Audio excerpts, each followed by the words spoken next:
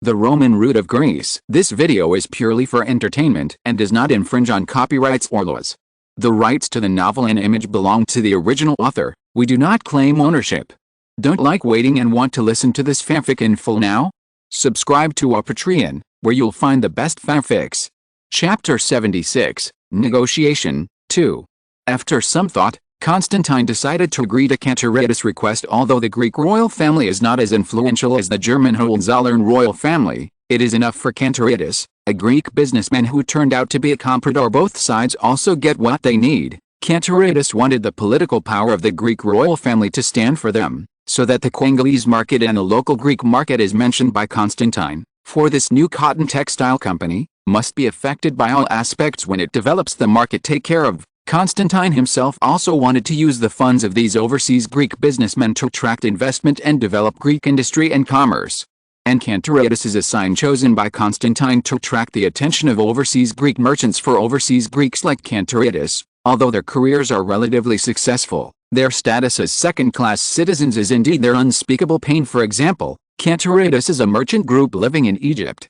Although Egypt is still nominally a vassal of Ottoman Turkey and maintains the status of an independent state, the British actually controlled the country in 1882. Due to historical reasons, France also has a certain influence in Egypt. Napoleon once expedition to Egypt. The Suez Canal was built under the auspices of the French, and it took a whole decade to dig this canal. Under such circumstances, both Anglo-French businessmen had a special status in Egypt, and Cantaratus actually served the Anglo-French businessmen. The British and French businessmen made a lot of money, and the middlemen like them pumped some oil and water, relying on people economically. In front of British and French businessmen, Cantaratus and the others couldn't help but bow their heads as dwarfs. That's part of the reason why he made up his mind to invest in Greece. Mr. Cantaratus, I agree to your conditions. As for how many shares the royal family occupies, I will ask Cape Butler to discuss with you after that. Constantine responded to Cantaratus' request. Having said that, he turned his eyes to the others. The head office of the Greek Congo has planted a lot of palm trees in the Republic of Congo. The harvest is imminent. In addition to selling part of the output to Western European countries, there will be a considerable part of the output left. In order to reduce the risk, I will represent the head office of the Greek Congo Company, build a soap factory in Greece. Palm oil is the main raw material for making soap. If there is a demand from the power industry in Greece, our Greek Congo Corporation can also build a wire factory. Of course, this requires the import of copper mines. There are wild rubber forests widely distributed in the Congo region, and the Greek Congo Corporation has acquired land. There is also a certain amount of production in China, and they were all sold to Western European countries before. Costa Brow said, building a soap factory? That would be great. In the future, you won't have to travel all the way to Western Europe to import soap. Angel Heath said happily when he heard that Costa Brook planned to build a soap factory in the Balkans, on the Black Sea coast and on the eastern coast of the Mediterranean. Greek merchants have their own commercial networks due to the backwardness of light industry. These regions basically imported light industrial products from Western Europe, especially the United Kingdom, such as cloth and soap. If the cotton mills and soap factories in Greece can be put into operation smoothly, then they can import from Greece in the future. Well, I will discuss with Prime Minister Turkoupis to open up an industrial area on the land between Athens and the port of Piraeus, close to the port of Piraeus, whether it is to import industrial raw materials or export commodities. It is more convenient. As for the upcoming large-scale alternating current power station, it will also be as close as possible to this industrial area, Constantine said to the crowd. Goldberry and Steve, because of their friendship with Constantine, were invited to attend the banquet as representatives of the National Bank of Greece because in the last hunting activity held by Constantine, he failed to receive a positive response from the National Bank of Greece. Instead, Alpha Bank provided a large amount of funding for Constantine's expedition to open up the Congo colony. As a result, Alpha Bank is now quite active in the commercial activities of the Congo colony. With the line of Constantine, not only did it get a part of the strategic railway in the Congo colony, but also part of the railway from Matadi to Kinshasa. Moreover, Kosterblum directly became the general manager of the Spanish Congolese Corporation. The controller of Alpha Bank is Kosterblum's father. The Greek Congo Corporation is the main economic organization for Greece to carry out colonial activities in the Congo region. It has purchased a large amount of land in the Congo and is engaged in the cultivation of economic crops such as rubber, rice, palm oil and sugarcane. It is conceivable that Alpha Bank, through its special relationship with Castebro, will inevitably enter a period of rapid development when the Congolese colony develops smoothly, undertaking a large number of businesses from the Greek Congolese head office as a competitor. National Bank of Greece is naturally unwilling to see the rapid development of Alpha Bank's business. Therefore, the two were more enthusiastic about Constantine this time. A entourage of Gowberry and Steve rushed in at this moment, sweating profusely. Looking at the two people in the conference room with anxious expressions, Goldberry and Steve first apologized to Constantine, then the three of them found a corner and talked quietly for a while. You reading www.uucan'tchoo.com. Seeing Gowberry and Steve, the entourage said excitedly, "Two gentlemen, it's on, it's on." On the street near the National Assembly of Athens, hundreds of street lamps are on after dark. Did you see it with your own eyes? Steve asked quickly. Yes, I saw it with my own eyes. Many citizens gathered around those street lights to watch, hearing this news. Gowberry sent his entourage back to the garden to wait. Steve, on the other hand, walked quickly to Constantine. Your Excellency, the financing of the construction of your AC power station can be handed over to the National Bank of Greece. With your permission, the National Bank of Greece can subscribe for some shares, with the help of the First Bank of Greece and the National Bank of Greece. Your large AC single power station project will enter the construction process quickly and efficiently. Having said that, he gave Castebro a provocative look. In fact, before making this decision, the National Bank of Greece can be said to have done enough homework. First of all, I invited Tesla, the main person in charge of AC, to come to the headquarters of the National Bank to conduct popular science, tell the bank's executives about the knowledge of AC. Although after Tesla's popularization, the executives of the National Bank of Greece believe that AC power has a way of making money, but it has risks in the end. After the construction of the small AC power station was completed, the load was too small to provide electricity for the lighting in the Tatoi Palace, so Constantine decided to build lighting facilities on the streets of Athens. Let more people feel the charm of AC. After hearing the news, in order to reduce the risk, before coming to the Tatoi Palace for the banquet, Gowberry appointed his entourage to observe the lighting of the street lights and come to inform him in time. Chapter 77, Technology Patent.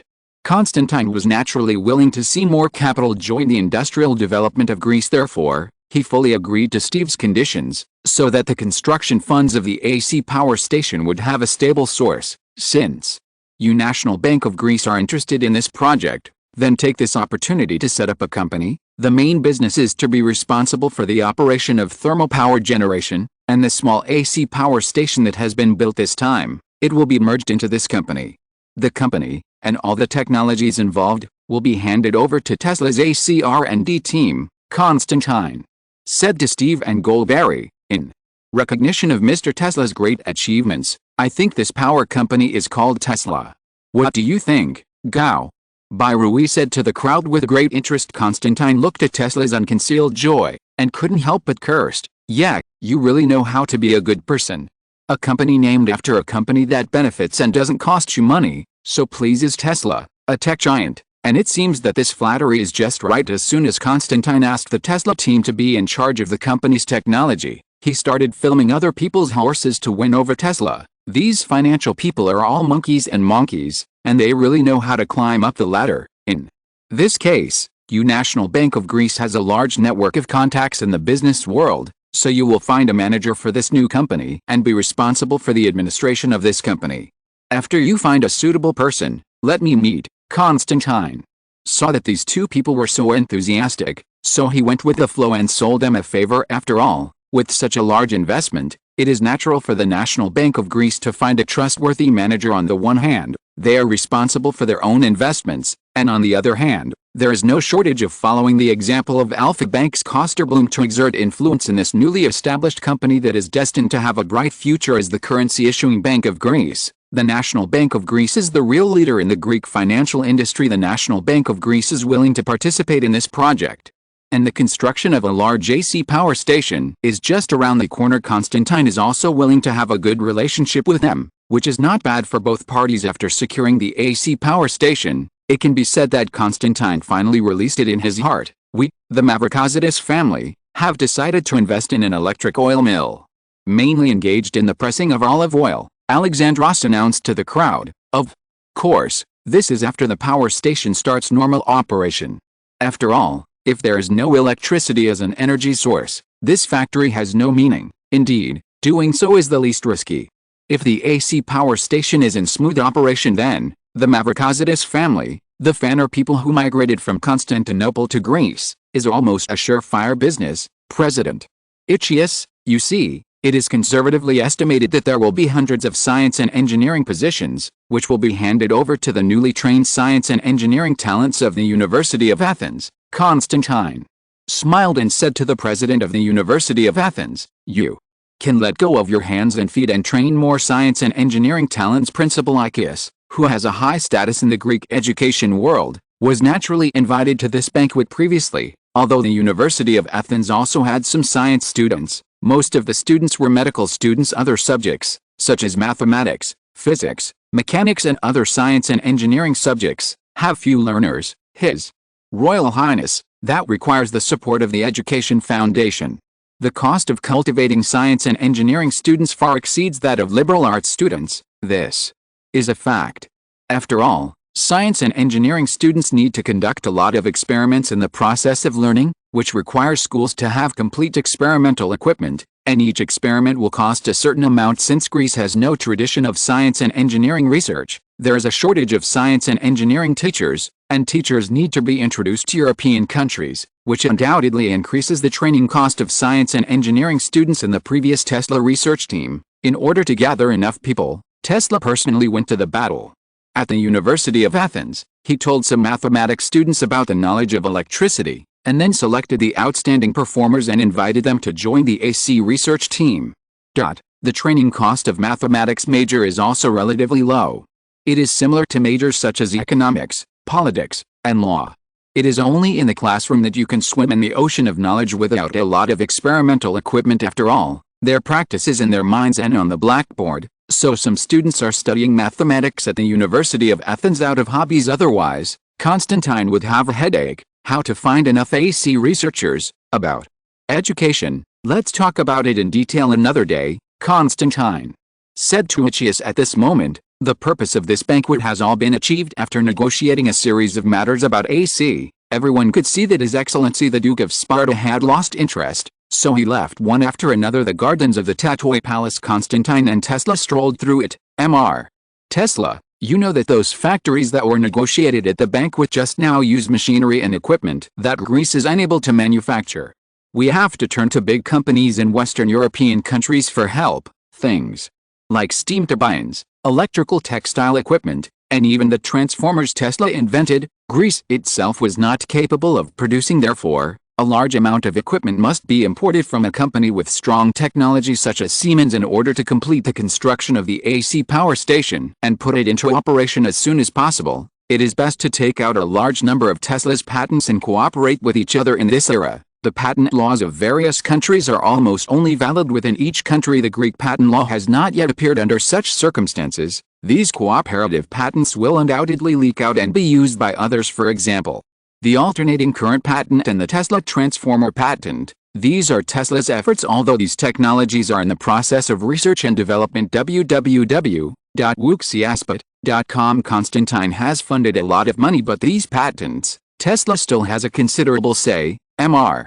Tesla, I will give you a satisfactory reward for your loss, Constantine said sincerely. Tesla stopped and said to Constantine, Your Excellency, I would be more than happy if I could quickly put alternating current into use by giving away these patents. Actually, I know very well that it is impossible to charge licensing fees for basic technology patents like alternating current, like ordinary technology patents. Historically, in order to promote alternating current and compete with Edison's direct current, Tesla tore up its own alternating current patent. Some people joke that if Tesla continues to hold the patent for alternating current and can successfully collect patent fees, within 10 years, the position of the world's richest man may be Tesla, not Rockefeller. Think about it. If you have to pay Tesla a corresponding patent fee for every kWh of alternating current, this is really possible. For me, having my own laboratory and freely exploring the sea of science, every time I pick up a shell from this sea of truth, I can get carried away, but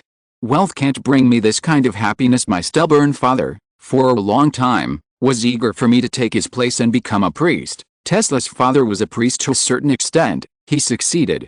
The difference is that, as a priest, what I believe in is not God, but the truth. But I believe that my devotion to the truth is no weaker than my father's devotion to God. Listening to Tesla's scientific declaration, I can't help but feel a lot of emotion.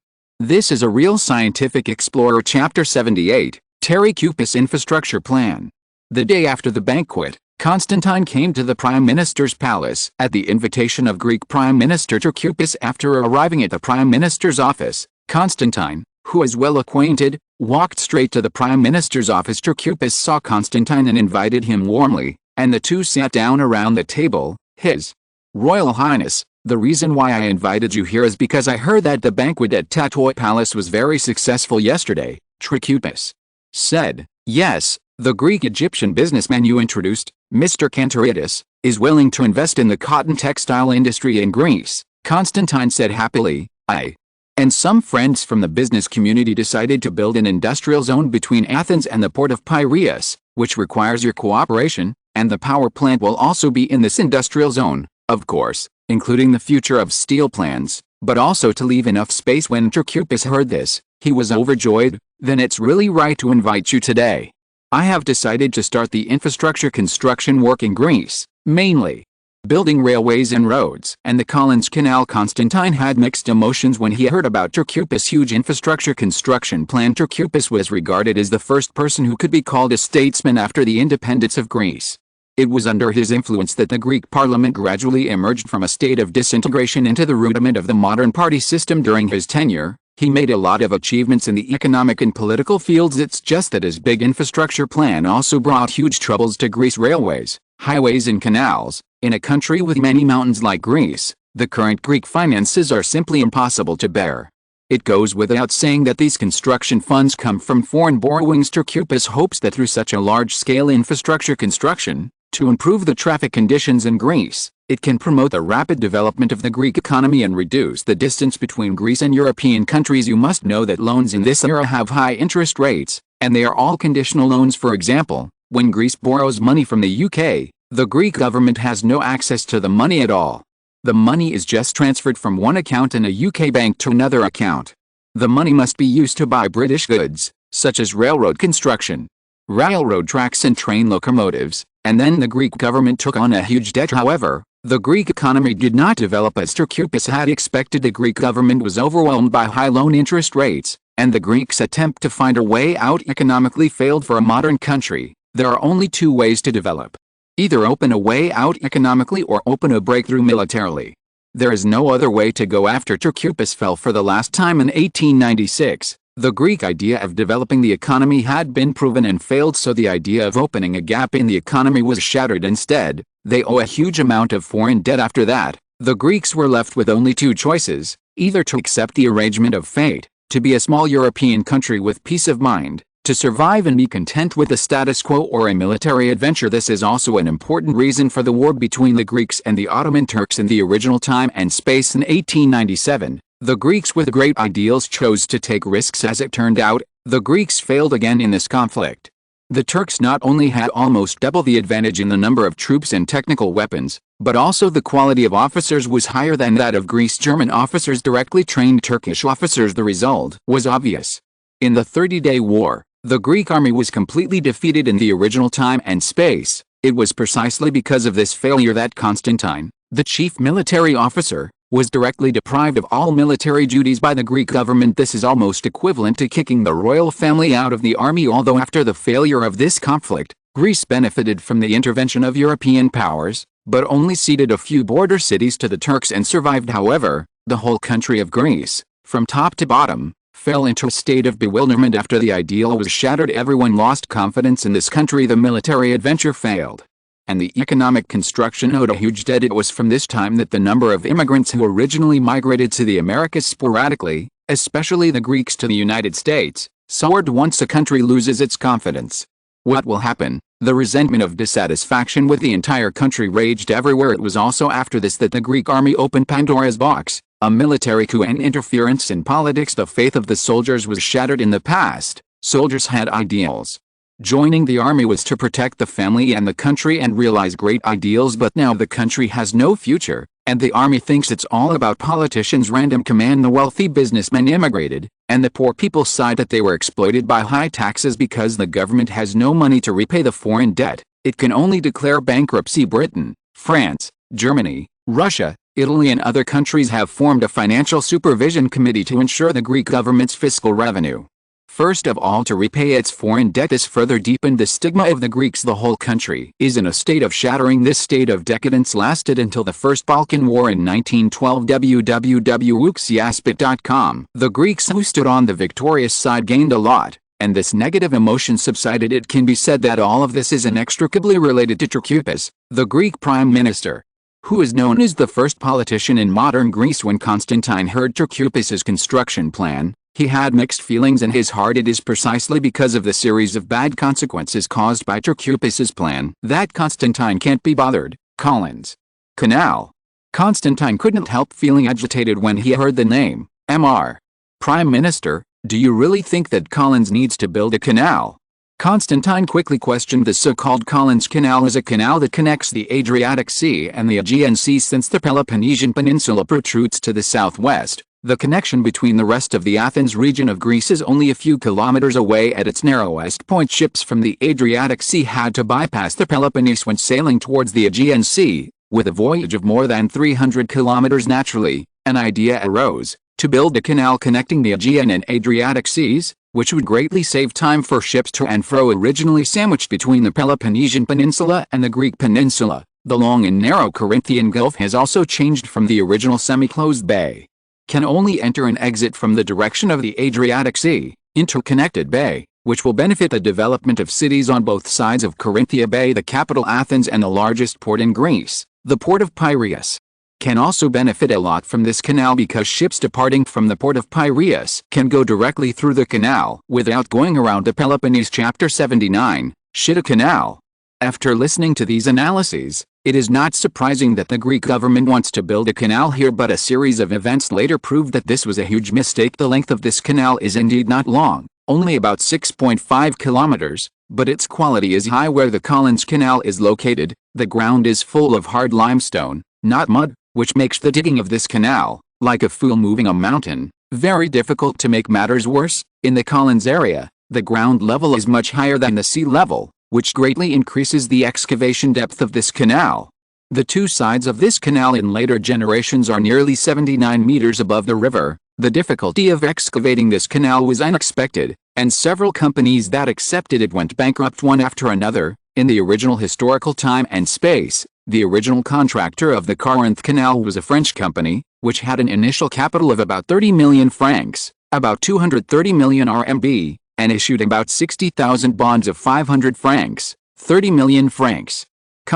8 years after the canal was dug, before the canal was built, the company went bankrupt because it ran out of funds. That is to say, the canal consumed at least 60 million francs, about 460 million yuan. One can imagine the financial bankruptcy of Greece in 1897, in which the canal played an irreplaceable role. Eventually, the canal was followed by a Greek company, and after several years of excavation, it was completed. The construction of the Collins Canal is very difficult.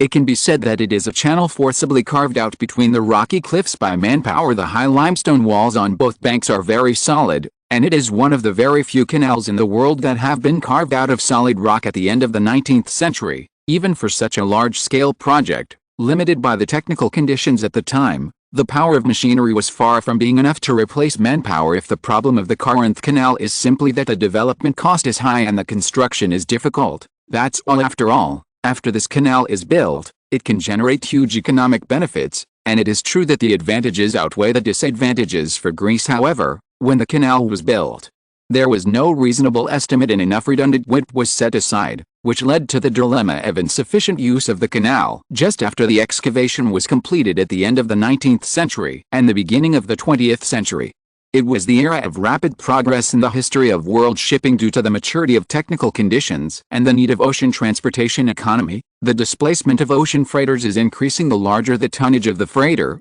the lower the unit cost of cargo transportation.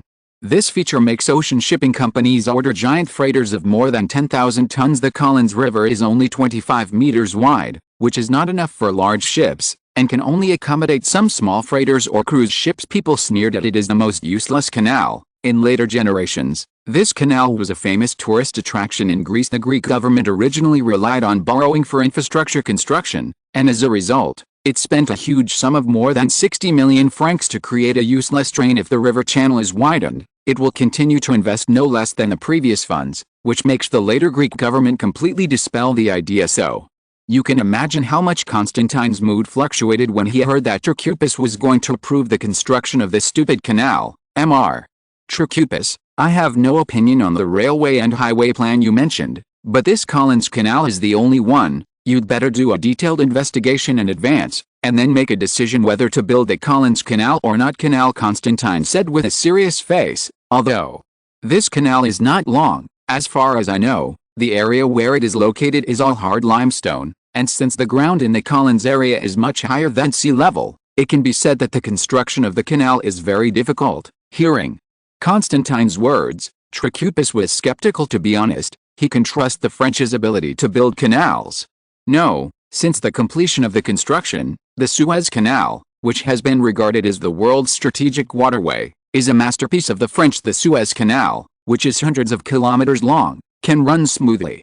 There is no reason why the French can't do this small canal in Greece, which is only 6.5 kilometers long. As a politician, Trachupis has absolutely no idea about such technical engineering. Therefore, the difficulty of construction was judged lightly from the length of the canal. However, as the Crown Prince, Constantine strongly opposed the construction of this canal, and Trachupis did not want to confront Constantine directly. Prime Minister, regarding this canal, I still entrust some professional institutions to make a comprehensive assessment. If you don't object, I will handle this matter. Constantine chased after him and was eager to dissuade Trachupis from building the canal. The idea of a canal, okay, about the canal, we can postpone it for now. Trachupis made a concession, but, as you said just now, the industrial zone plan will leave open space for the steel plant. Has anyone decided to invest in the construction of the steel plant? Trachupis asked curiously. Trachupis's policy has been unwavering in supporting Greece to develop its own industry. Although Trachupis is not like Delians, who often clamors for war and realizes the Greeks' ideal of regaining lost ground and regaining glory, but Constantine knew that this is also Terry's ideal.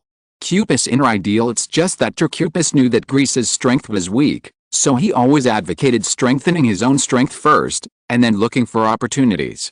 Compared with Delians, Trachupis can be said to have good intentions. How to measure the strength of a country is a complicated matter. Parameters such as national income, GDP, land area, population, grain output, and resources are all factors that cannot be ignored. However, at the end of the 19th century, if one wanted to use a particularly simple indicator as an indicator of a country's strength, then steel production was definitely an appropriate choice. That is to say, at the end of the 19th century, it can be simply and rudely believed that whoever produces more steel is stronger. Therefore, when Constantine spoke of the steel mill, Trachupis paid special attention. Although the last time the two met, they had discussed the feasibility of developing the steel industry in Greece, but after all, it was just words. Speaking of the steel plant, it happens that you are planning to build a railway, Prime Minister. Why don't you take this opportunity to package and purchase the equipment and materials of the railway and the steel plant, put them together and quote them together, and you can get an affordable price, Constantine responded. For Greece, the equipment of the steel plant must be purchased from other countries. As for the rails and locomotives used in the construction of railways, Greece does not have the capacity to produce them, and also needs to be purchased from foreign countries. The products of large steel plants in Western European countries often include rails and steel-making equipment. Among them, steel rails are an important commodity for each steel plant. The production of steel rails requires a large amount of steel, so Constantine will only buy one piece. Chapter 80, Steel Mill Investor. However, regarding the construction of the steel plant, there will be intentional investors to come to Athens in the past 2 days, and it is estimated that there will be results soon. You also know that a heavy industry like a steel plant requires a huge amount of investment and a period of cost recovery.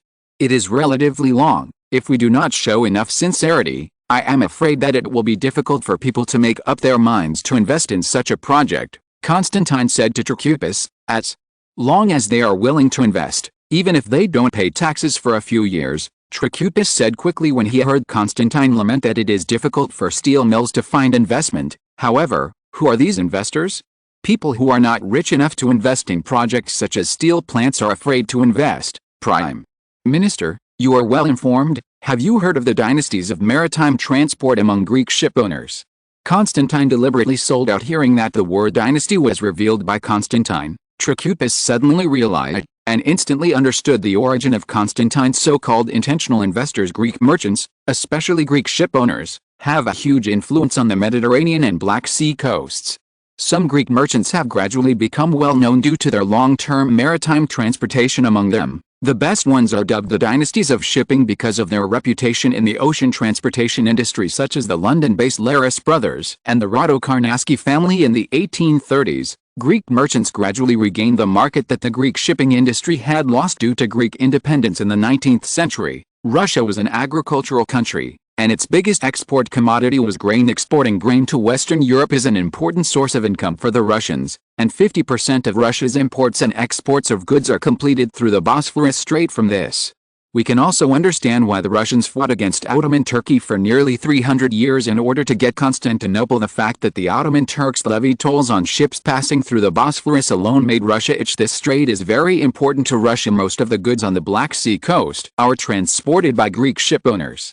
From the ports on the Black Sea coast, such as Odessa and Crimea, Russian agricultural products and some other minerals are transported to Western Europe, shipped back to Russia. Among them, the Laris brothers company and the Radokarnaski family are one of them. Trachupis nodded and said, it is indeed appropriate to ask them to invest in the gang steel plant. So, in your railway and highway route planning, try to meet the needs of these enterprises as much as possible. Constantine asked, also, when the cotton textile factory is established, you will need the Prime Minister to increase the tariff on imported cotton. As the birthplace of the Industrial Revolution, the cotton textile industry is a very mature industry developed in the UK.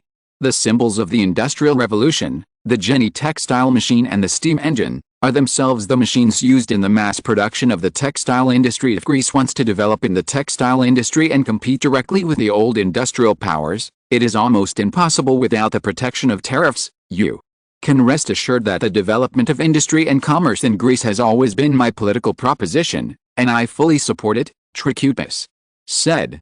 After bidding farewell to the Prime Minister, night has come. Go back the road from Syntagma Square on the road leading to the Tatoi Palace. From the Prime Minister's residence, Constantine, sitting in a carriage, told the coachman to do so. When the coachman in front of the carriage heard Constantine's request, he threw his whip loudly. The carriage came to Constitution Square, and saw 2 rows of black iron pillars on both sides of the road. At the top of the iron pillars, the dim light from the light bulbs dispelled the darkness nearby and illuminated the road. Citizens crowded around the street lights, curiously observing these new landscapes. Every night, Athenian citizens come to watch the lights, Schmidt explained, watching Constantine talking about a curtain and observing the scene outside the window. These street lights are the lighting facilities installed together with the electric lights in the Tatoi Palace. I heard that after seeing these street lights yesterday, someone shouted loudly to the surrounding people, saying that a miracle of God had appeared, causing a lot of trouble. After all, this is the first time humans have used lighting other than fire, Schmidt sighed. The reason why Constantine came here specially was to observe the attitude of the Athenian people towards electricity, a new type of energy. Let's go, Constantine ordered to the coachman.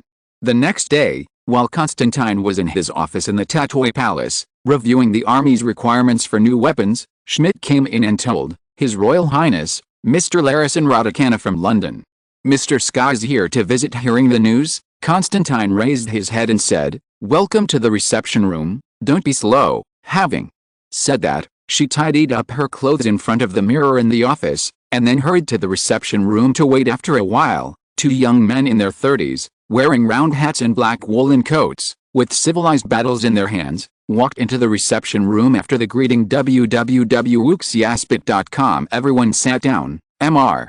Laris, Mr. Radakaniski, you should already know the purpose of inviting you, but what are your opinions? Asked Constantine through the Greek ambassador in London. Constantine invited Laris brothers and the Radikanaski family to send commissioners to Athens to discuss the investment in the steel plant. The reason why these two companies, whose main business is fancy transportation, was invited as the theme of investing in steel plants is also the result of Constantine's careful consideration. First of all, as the leading businessmen engaged in the routes between the Black Sea, Mediterranean, Western Europe, the two families have a deep relationship network in Britain and Russia. Greece lacks high-quality coal and iron ore, and its own lignite cannot be used for steel smelting under such circumstances. To develop the steel industry, Greece can only import iron ore and coal from overseas like Italy. In terms of the geographical location of Greece, the most convenient countries for importing coal are the United Kingdom and Russia. The UK is rich in coal reserves and ranks among the top in the world in terms of mining volume. It has always been an important coal exporter in Europe. Among them, Welsh white coal is a world-famous thermal coal. For example, in the Sino-Japanese War, Japanese warships used imported Welsh white coal. There are also huge coal mines in the Ukraine region of Russia, such as the Donbas coal mine. Therefore, the reason for choosing these two companies as investors in the steel plant is to facilitate the transportation of coal in the future, and they are doing it by sea. The coal needed by the Greek steel plant must be transported by others. Secondly, they have taken a fancy to the relationship network between the two companies in the United Kingdom and Russia, which is to facilitate the transportation of a large amount of coal, and possibly even iron ore, in Greece. Chapter 81, Investors in Steel Mills. 2. As for the third, it is because of the large number of ships under these two names. They will have several ships that exceed the service period every year and are decommissioned. These scrap steel removed from the broken ships are also Constantine, an important raw material for the planned steel plant. Fourth, these two companies have been immersed in the marine transportation industry for many years. Compared with others, these two companies are more likely to get news of scrapped ships. After all, it is not easy for outsiders to inquire about such news. After all, scrapped ships are also not often encountered. As for why the two companies responded positively after being invited by Constantine, they immediately dispatched personnel to negotiate. The reason is easy to understand. For a large energy consumer such as a steel plant, if nothing else, the coal consumed will be calculated in 10,000 tons, not to mention the iron ore used. Greece itself does not have a coal and iron ore for steel making, and the raw materials for steel mills need to be imported. This is a well-known thing for marine transportation practitioners like them. Even after on-the-spot investigation, they do not plan to invest in Greek steel plants. This transportation business is a business that makes them excited. After all, tens of thousands of tons of commodities are transported every year, which can be regarded as a lucrative business. Hearing Constantine's question, the big belly of the two, Laris replied, "Your Excellency, as far as we know, there is no industry in Greece, even if the two of us are willing to invest in steel plants. But smelted, what's the use of steel? So far, Greece is an agricultural country, and all kinds of industrial products are basically imported, and the steel from steel mills is useless." Mr. Larry, I don't think this is a problem at all. If nothing else, the supply of the Greek army alone may not be enough for the steel plant. There is no doubt that the future Greek army will be an important customer of the steel plant. Constantine hinted that the steel factory would be in the business of weapons production, but so far as we know, the weapons of the Greek army, whether it's guns, ammunition or artillery, are imported from Western European countries. Radikanaski asked. Hearing Constantine mentioning military use, both of them were actually excited without him. The profits of weapon suppliers are really huge, and the future of weapons production is really promising. For example, the famous arms supplier in Europe, the Krupp family, was a target for the European business families at that time to look up to. When people mention this family, it's like later generations when people mention Bill Gates, the richest man in the world since the Franco-Prussian War. The Krupp family has become a famous weapons supplier with its cannons with excellent performance in the Franco-Prussian War. The breech cannons provided by the Krupp family surpassed the front cannons generally equipped by the French army in all major performances. The Prussian army has more than 500 cannons, nearly one-third more than the French army.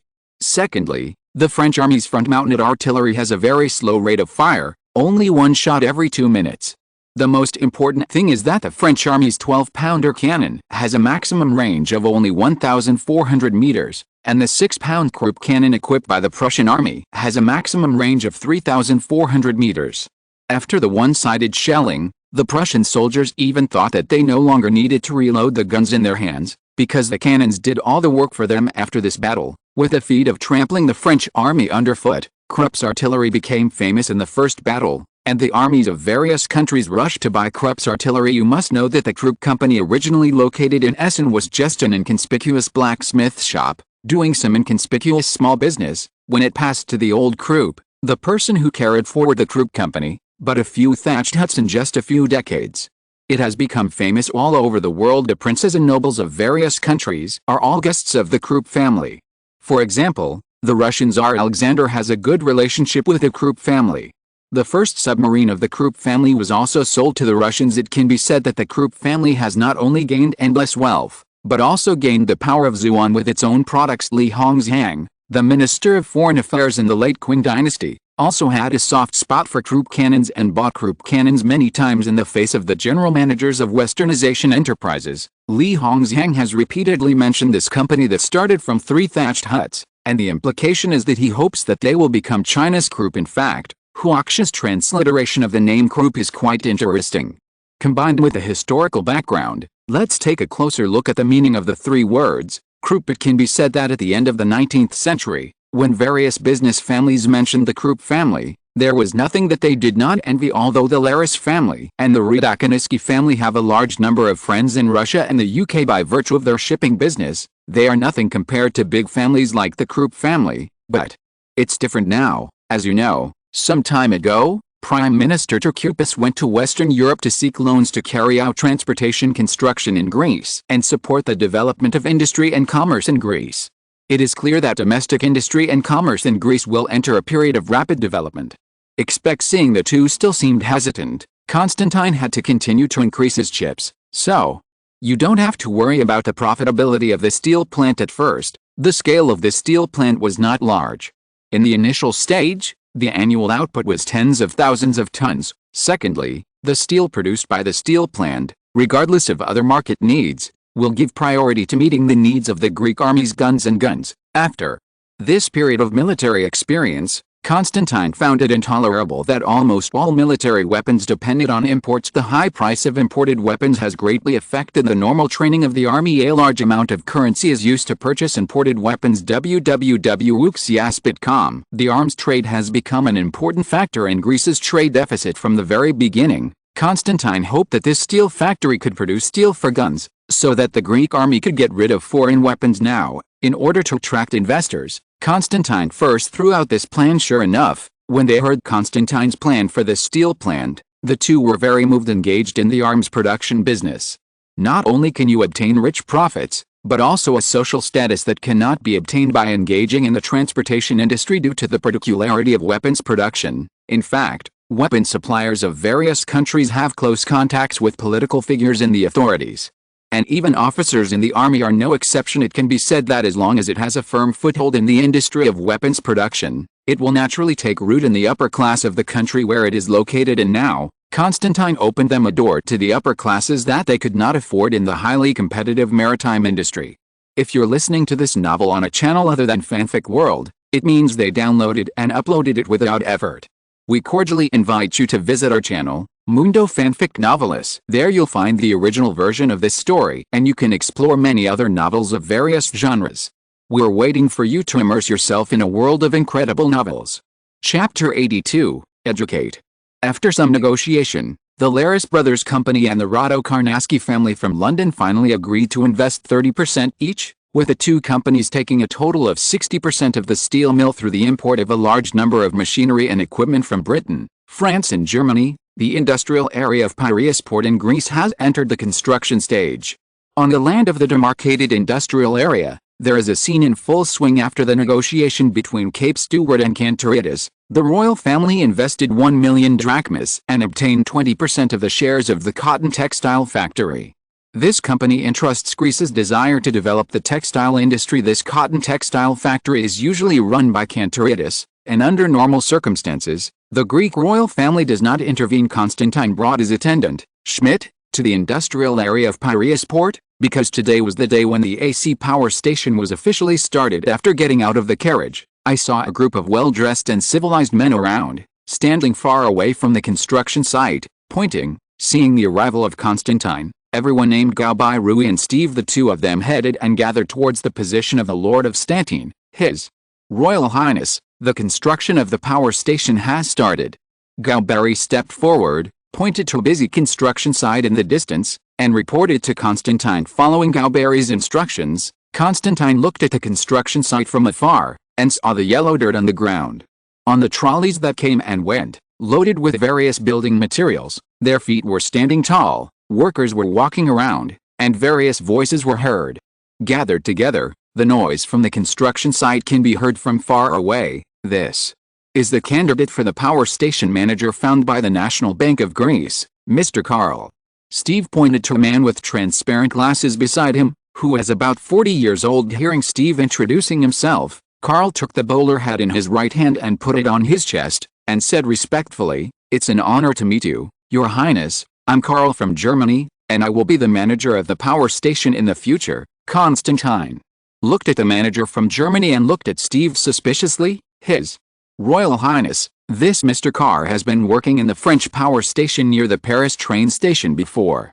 As the chief engineer, he has rich experience in power station management and was specially dug from France, Steve explained. Why do you think of coming to Greece to manage a new power station? Constantine asked curiously. After all, Paris, France, was one of the largest cities in the world at this time. As the capital of France, the political, economic and cultural center of France, and a first-class prosperous place, it was much better than Athens. His Royal Highness, the power station in Paris where I worked before as a DC power station. During the application process, the transmission power of electricity was too low, and there were too many unsolvable constraints. After I heard that Greece was going to build an AC power station, I thought about it. To explore whether alternating current power station is more suitable for promotion than direct current. Also, being a German is not popular in France, Karl said with a wry smile. After the Franco-Prussian War, the French did have an unforgettable hatred for Germany, and it was normal for them to make things difficult for him, a German. Mr. Karl, if you come to be the manager of this power station, what do you think you should do? Constantine asked. This power station can be said to be the foundation of the current industrialization of Greece. As the first manager of this station, Constantine must be cautious. As far as I know, this power station is a steam turbine imported from the UK. Your Highness, if you really want to promote electricity as an energy source in Greece, you'd better strengthen the R&D and production capacity of the steam turbine and improve its heat conversion efficiency. Greece does not have high-quality coal, so what is used to burn power generation is lignite with low calorific value, so the conversion efficiency is even lower. This makes the need to improve the efficiency of steam turbines even more urgent. Karl's question from Constantine seemed to be calm. In addition, it is also possible to carry out research on the soot produced after burning power generation, and explore how to obtain sulfur and sulfuric acid from soot, which can not only reduce pollution, but also increase profits. Hearing Karl's answer, Constantine didn't find anything wrong, so he nodded to Steve, indicating his approval of the manager. Mr. Carr, I hope this power station can become a model for the development of electricity in Greece under your management. After inspecting the site of completion, Constantine hurried back to the Tatoi Palace. In the conference room in the Tatoi Palace, Sophie, Ichias and Kalidis are discussing the work of the Greek Education Foundation. After seeing Constantine coming in, after a few chats, they began to get to the point. So far, the number of children enrolled in Greece has reached 70,000, and the expenditure on compulsory education this year has reached £170,000, Kalidis told everyone. By the way, 2 days ago, Mr. Delians came to talk with me. He said that the Greek Education Foundation should not only provide education for Greeks in Greece. www.uxiaspit.com. Those living outside Greece, Greeks, too, should enjoy this benefit, Ikias said, standing and talking without back pain. Did he think the foundation's funding came from a strong wind? Why did Delian suddenly become interested in education? Does he have any ideas?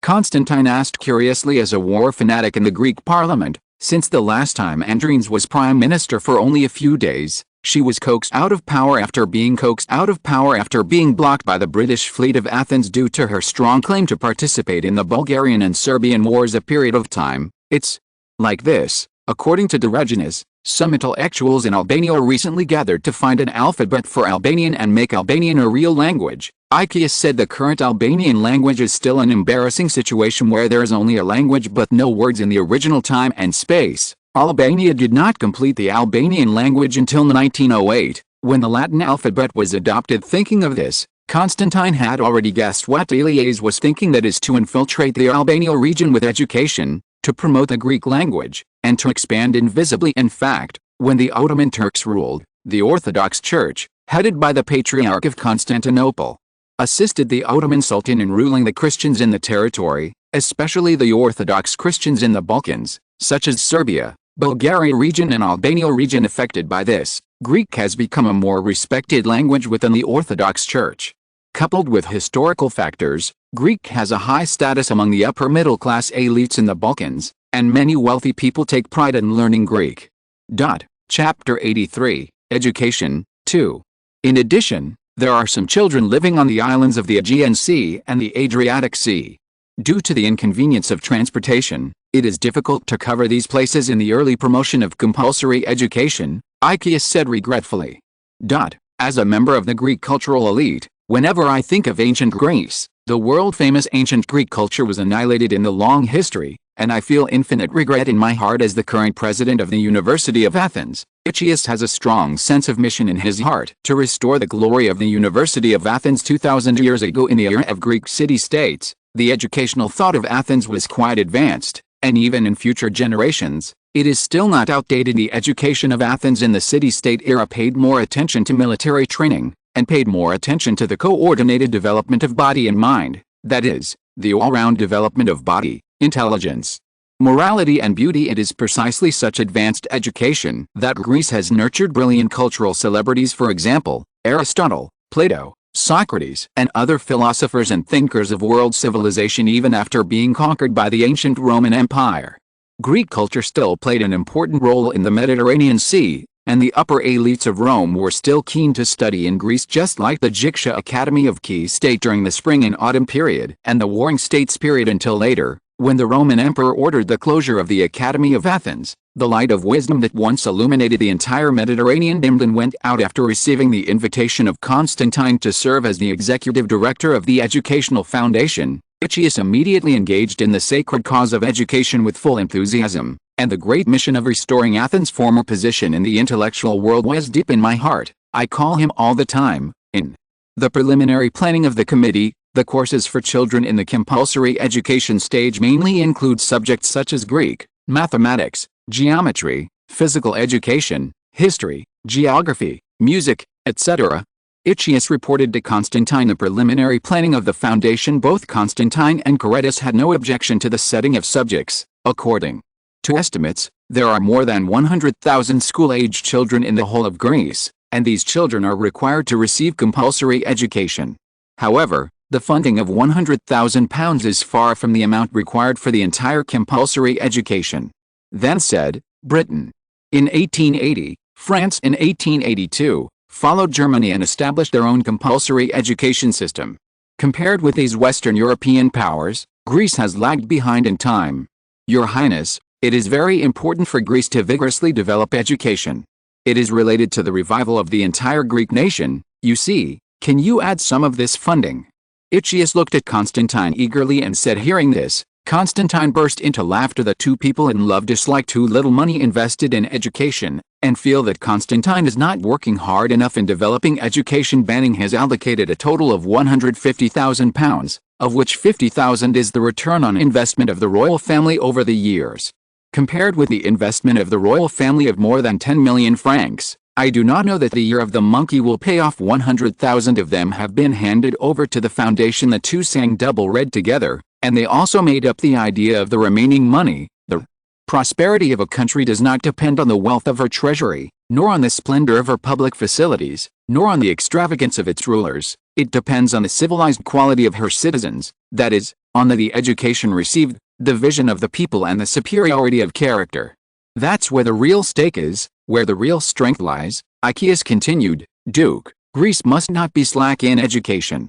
The government itself owes a huge foreign debt, and we can't count on it. Duke, the royal family must strongly support our foundation. Cordus also took the opportunity to say, the other £50,000, it's not impossible to give it to you, but Iccius, you have to promise me a condition. Constantine stared at Iccius with a serious expression. What conditions?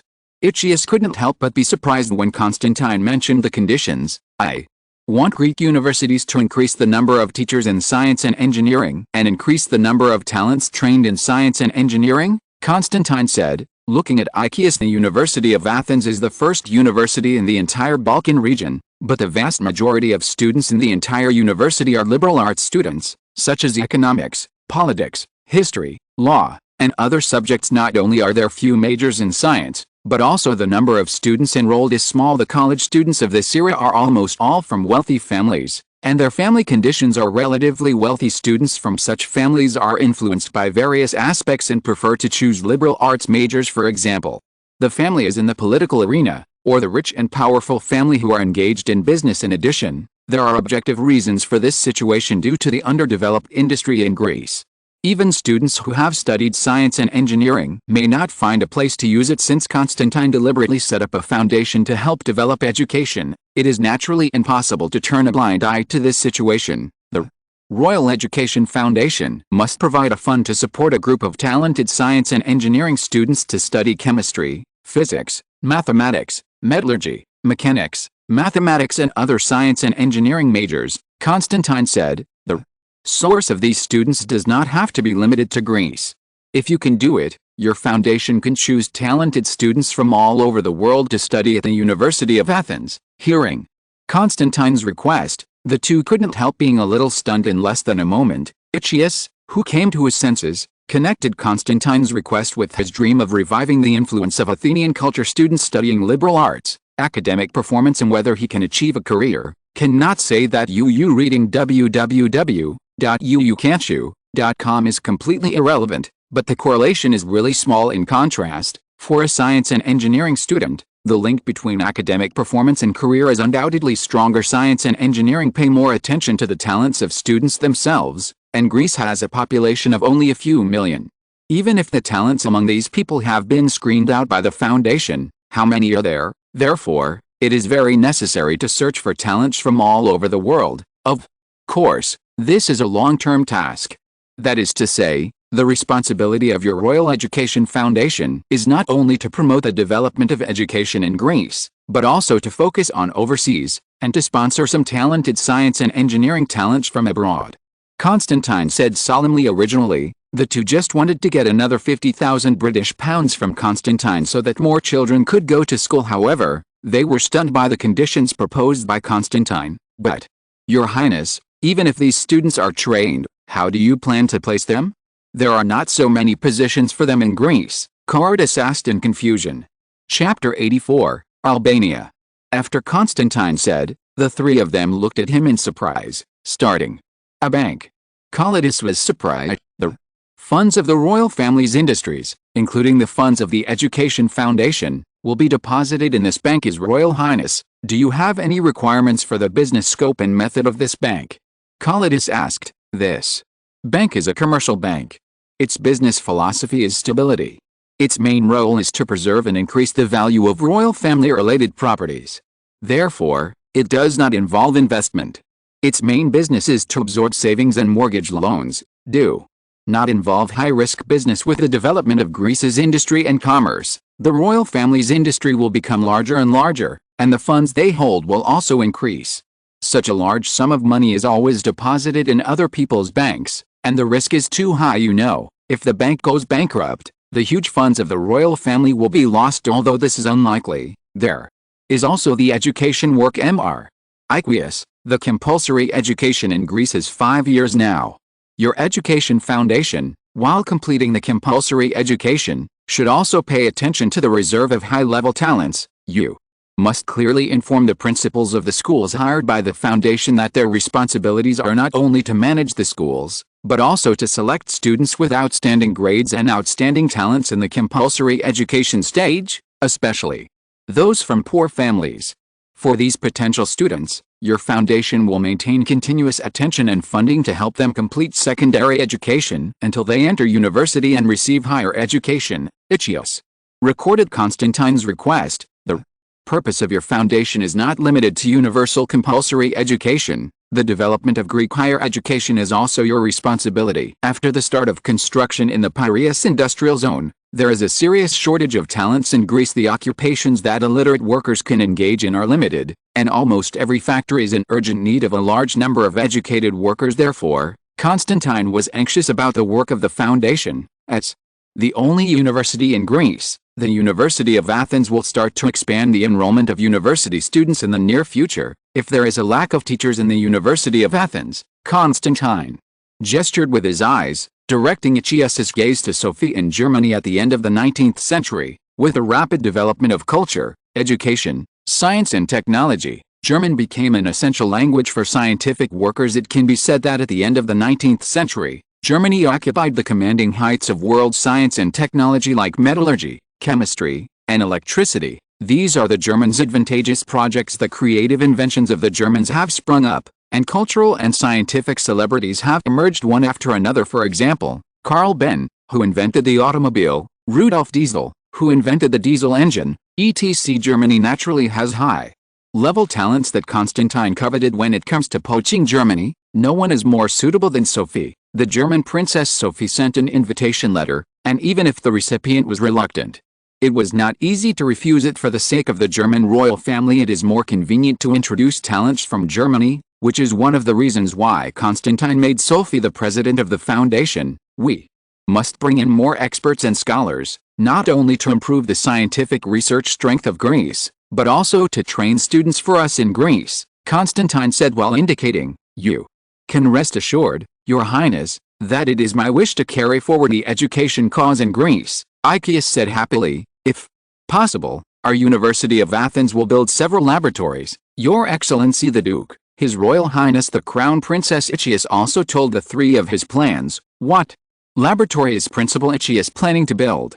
Sophie put down the notebook in her hand and asked curiously, "In order to improve the scientific research capabilities of our University of Athens, I plan to build 3 laboratories of chemistry, physics and mechanics by introducing talents to European countries." After Tesla's R&D team broke through the alternating current technology, President Aegeus was greatly inspired and touched, and decided to build several more laboratories on the campus of the University of Athens. Coupled with a hint from Constantine just now, Aegeus decided to take the opportunity to become famous. Of course, this requires financial sponsorship from the foundation. That's no problem.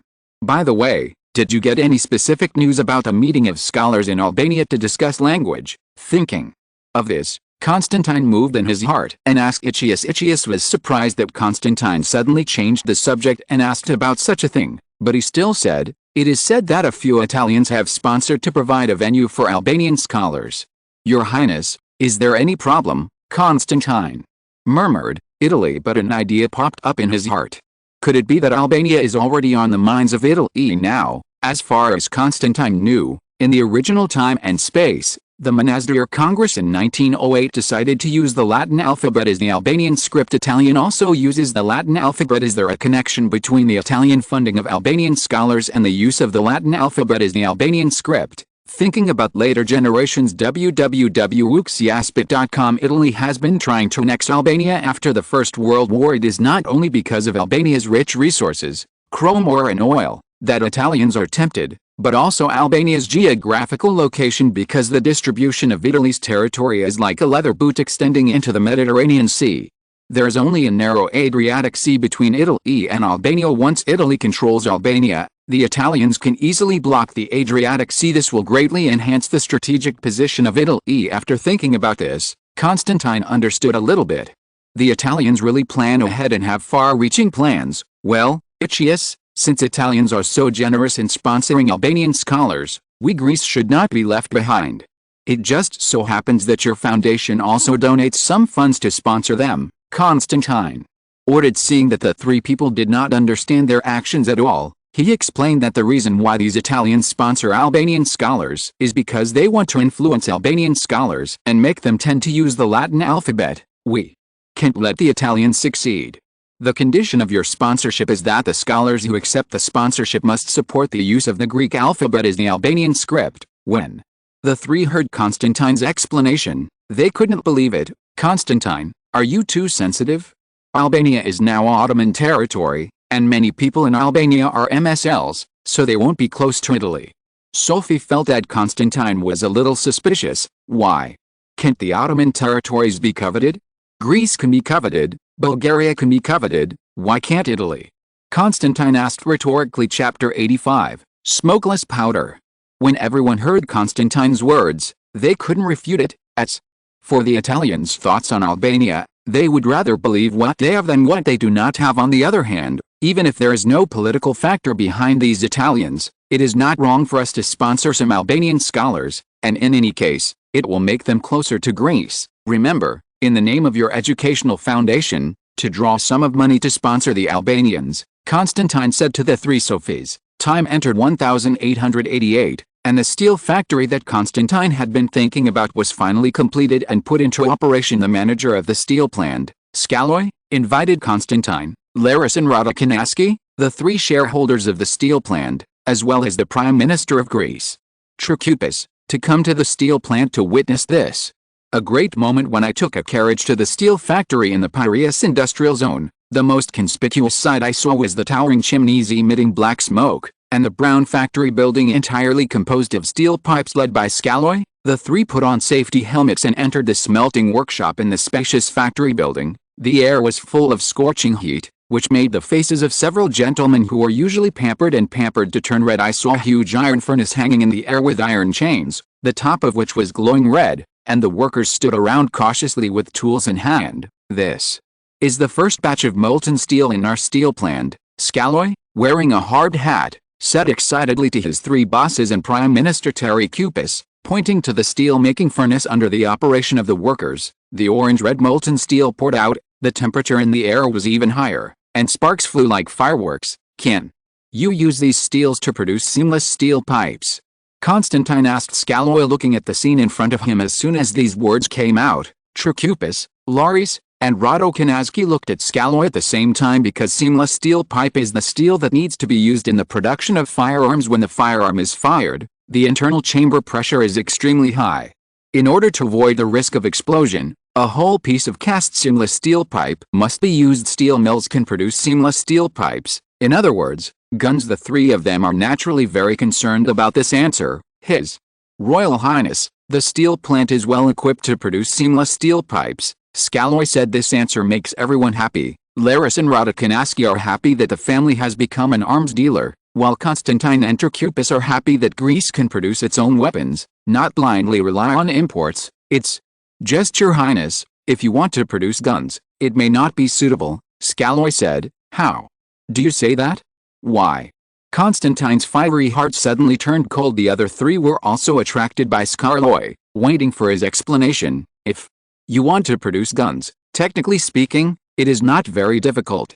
If you introduce technology to produce mature rifles already equipped in other countries, such as Mauser rifles, technically speaking, there is no problem. However, as a factory manager, I would say that, from an economic point of view, with the size of the Greek army, it may be more cost-effective to purchase directly from a big country, explained Scaloi. Constantine suddenly realized what Scaloi meant. Why do small countries often buy guns from big countries, such as Britain, France and Germany, instead of producing them themselves? It's not how difficult the production technology is, but the cost is not worth it. For example, Greece can buy machinery and equipment and build firearms factories by itself. It's just that the Greek army has only about 50,000 people, and at best, it buys 50,000 rifles. So if the price of 50,000 rifles adds up, it may not be enough to buy the machine, let alone pay back. Even if you build a factory with a mentality of losing money, you still need to cultivate the country's ability to manufacture arms and weapons. Then there are other problems. You spent a lot of money to buy machine tools for making guns, and the 50,000 rifles were also produced. What about after that? In peaceful times, a rifle can be repaired and maintained and the barrel replaced, and it can be used for 10 years without any problem. It is impossible for these machine tools to wait 10 years before running again. If the machines are idle, they will rust and rot. There is no order to maintain the operation of the machines. If they are not used for many years, the machines will be abandoned. Even if a third country purchases weapons, it is generally purchased from a big country, and it is impossible to purchase it from a third-rate country like Greece. Small countries are not like big countries, such as Germany and France. Their army has hundreds of thousands of people, and they can maintain the operation of production lines in the form of foreign military sales. Moreover, even if it loses money, big countries have the capital to maintain gun factories. This is incomparable to a small country like Greece. After thinking about this, Constantine understood what Scarloy said was not worth it. Then, what is the use of the steel smelted by your steel plant? Constantine asked. To make steel rails. Isn't Greece building railways on a large scale? A lot of steel rails are urgently needed. On the way back to Athens from the steel factory, Constantine and Trachupis shared a carriage in the same city. On the front seat of the carriage, Trachupis looked at Constantine, who was worried, and said, "Your Highness, have you made up your mind to purchase equipment to manufacture firearms?" "Yes, Prime Minister, the military technology in Europe has made progress recently, and the Ziasapo rifles equipped by the Greek army are already behind the times. The smokeless gunpowder invented by the French recently has caused a storm in the armies of various countries, and the Ziasapo rifles commonly equipped by the Greek army www.wuxiaspit.com use black powder with a caliber of 11 mm. Constantine said worriedly, "If you purchase from abroad, tens of thousands of rifles are another huge expense." Black powder and smokeless powder. Trachupis was not a technician, so naturally he didn't understand the difference between black powder and smokeless powder. The thick smoke after the black powder gun is fired will affect the side of the soldiers, especially on the battlefield. When many soldiers fire at the same time, the smoke is full, which will greatly trouble the soldiers, and after the black powder is burned, there are more residues, will affect the use of firearms. In contrast, smokeless powder is much more advanced. There is almost no smoke and little residue. The thrust generated when burning is extremely large, which can increase the range of the projectile. If the firearm uses smokeless powder, it doesn't have to be as large as the chapsi, 11 mm chapsi. You can use a smaller caliber. In short, there are many benefits of using smokeless gunpowder. Let's not say anything else. Just the copper used in the production of bullets can save a lot of money. The emergence of smokeless gunpowder is a revolution in the history of firearms development, and Constantine cannot be in a hurry. Originally, Constantine's plan was to introduce technology to produce rifles using smokeless gunpowder after the steel plant was able to produce seamless steel pipes, but Scarloy's reminder made Constantine hesitate. Maintaining the production line of firearms requires a lot of capital investment. After hearing Constantine's statement, Trachupis, even a layman, was aware of the need for the army to equip new firearms. "Your Excellency, since this matter is so important, I think it's up to me to inform His Majesty the King and hold a military meeting to discuss this matter together." Chapter 86, Military Conference.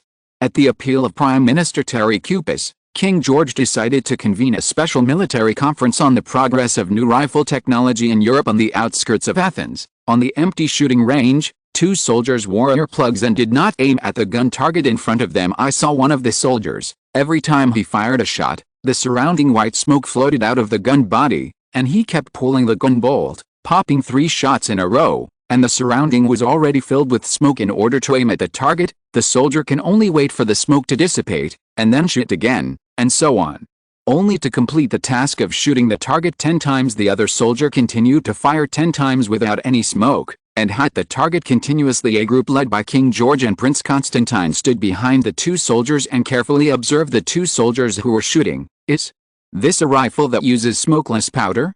It fired 10 shots in a row, but no smoke blocked the view. George asked in surprise. Even George, who had little military experience, could see the difference in the design scenarios of the two soldiers. The rifles in the hands of the two soldiers, with smoke emitting, are the Ziasapo rifles commonly equipped in the Greek army now, using black powder. The other soldier fired 10 shots in a row.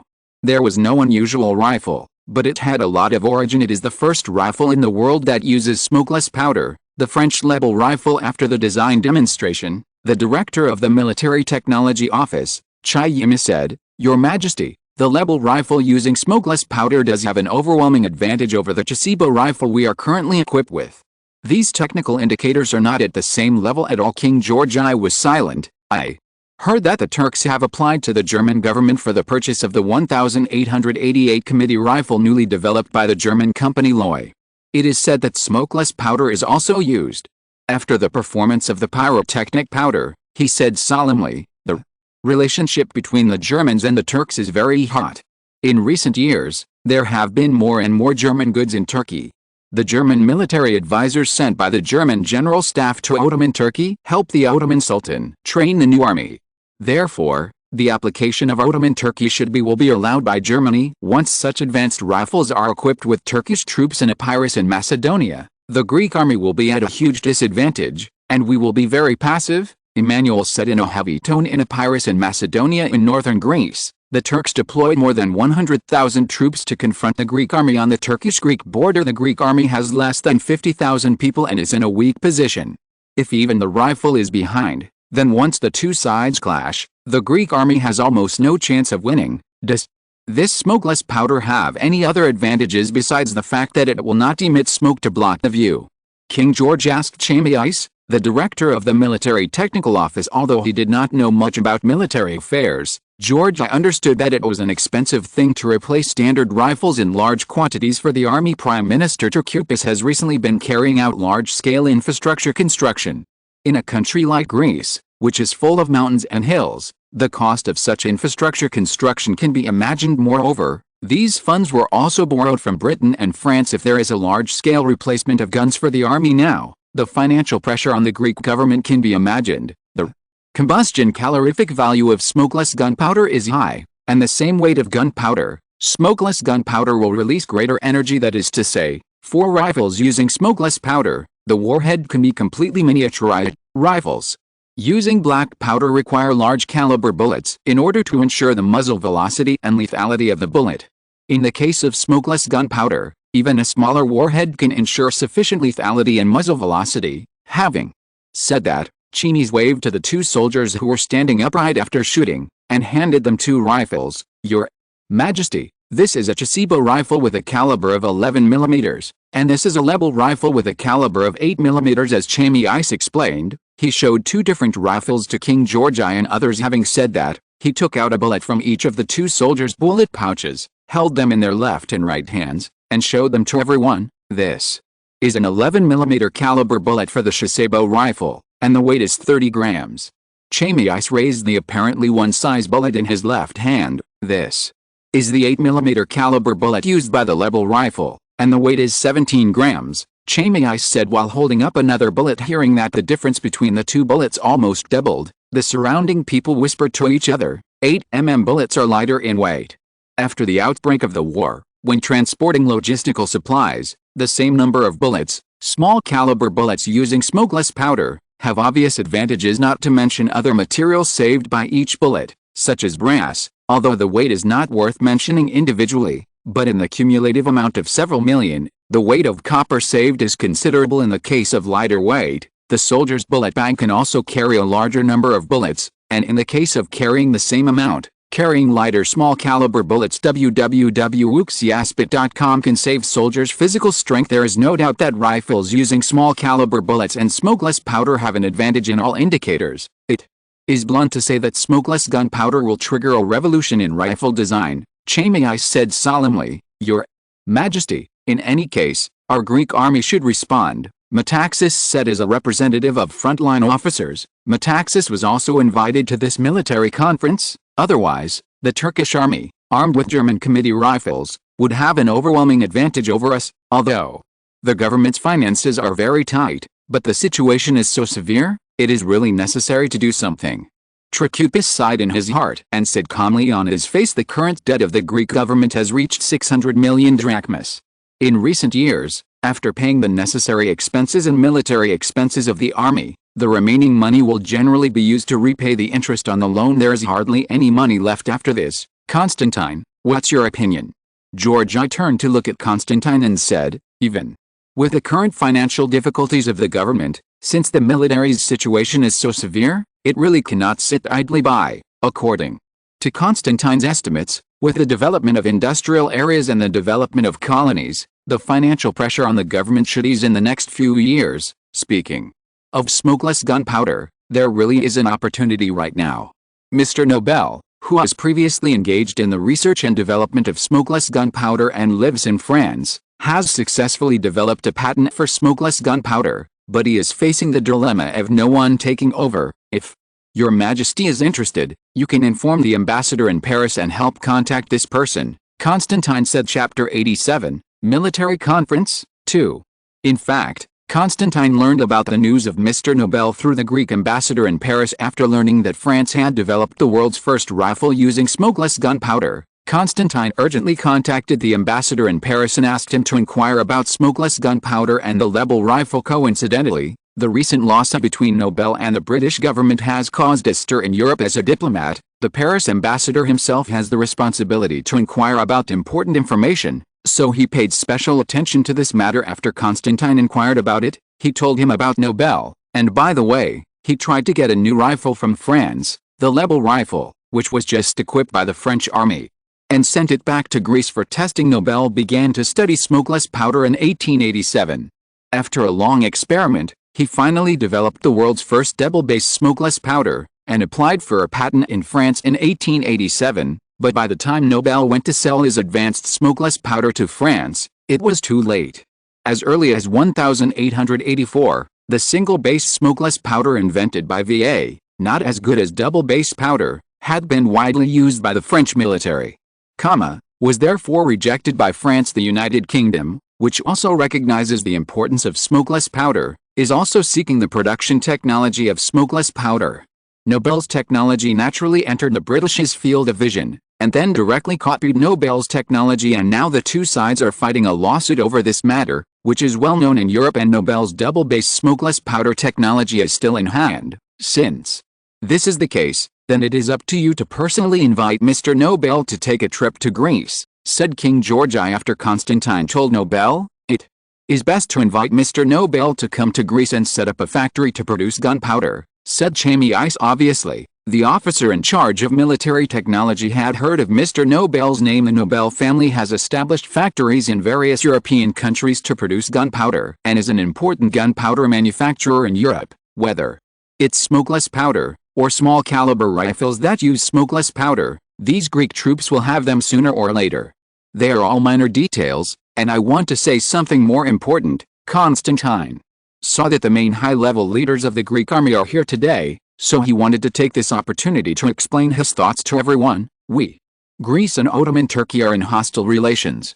Obviously, Greece is absolutely disadvantaged in terms of population, finance, territorial area, and the number of troops. Under this circumstance, if Greece's military development is still following the rules and developing step by step behind the of the major countries, it is foreseeable that this absolutely weak situation will not change. Constantine said solemnly to the higher-ups of the Greek army, "If this situation continues, if there is no major change in Europe, whenever there is a conflict between the Ottomans and Greece, it is impossible for Greece to win. In the confrontation between the strong and the weak side will always appear weak in some aspects.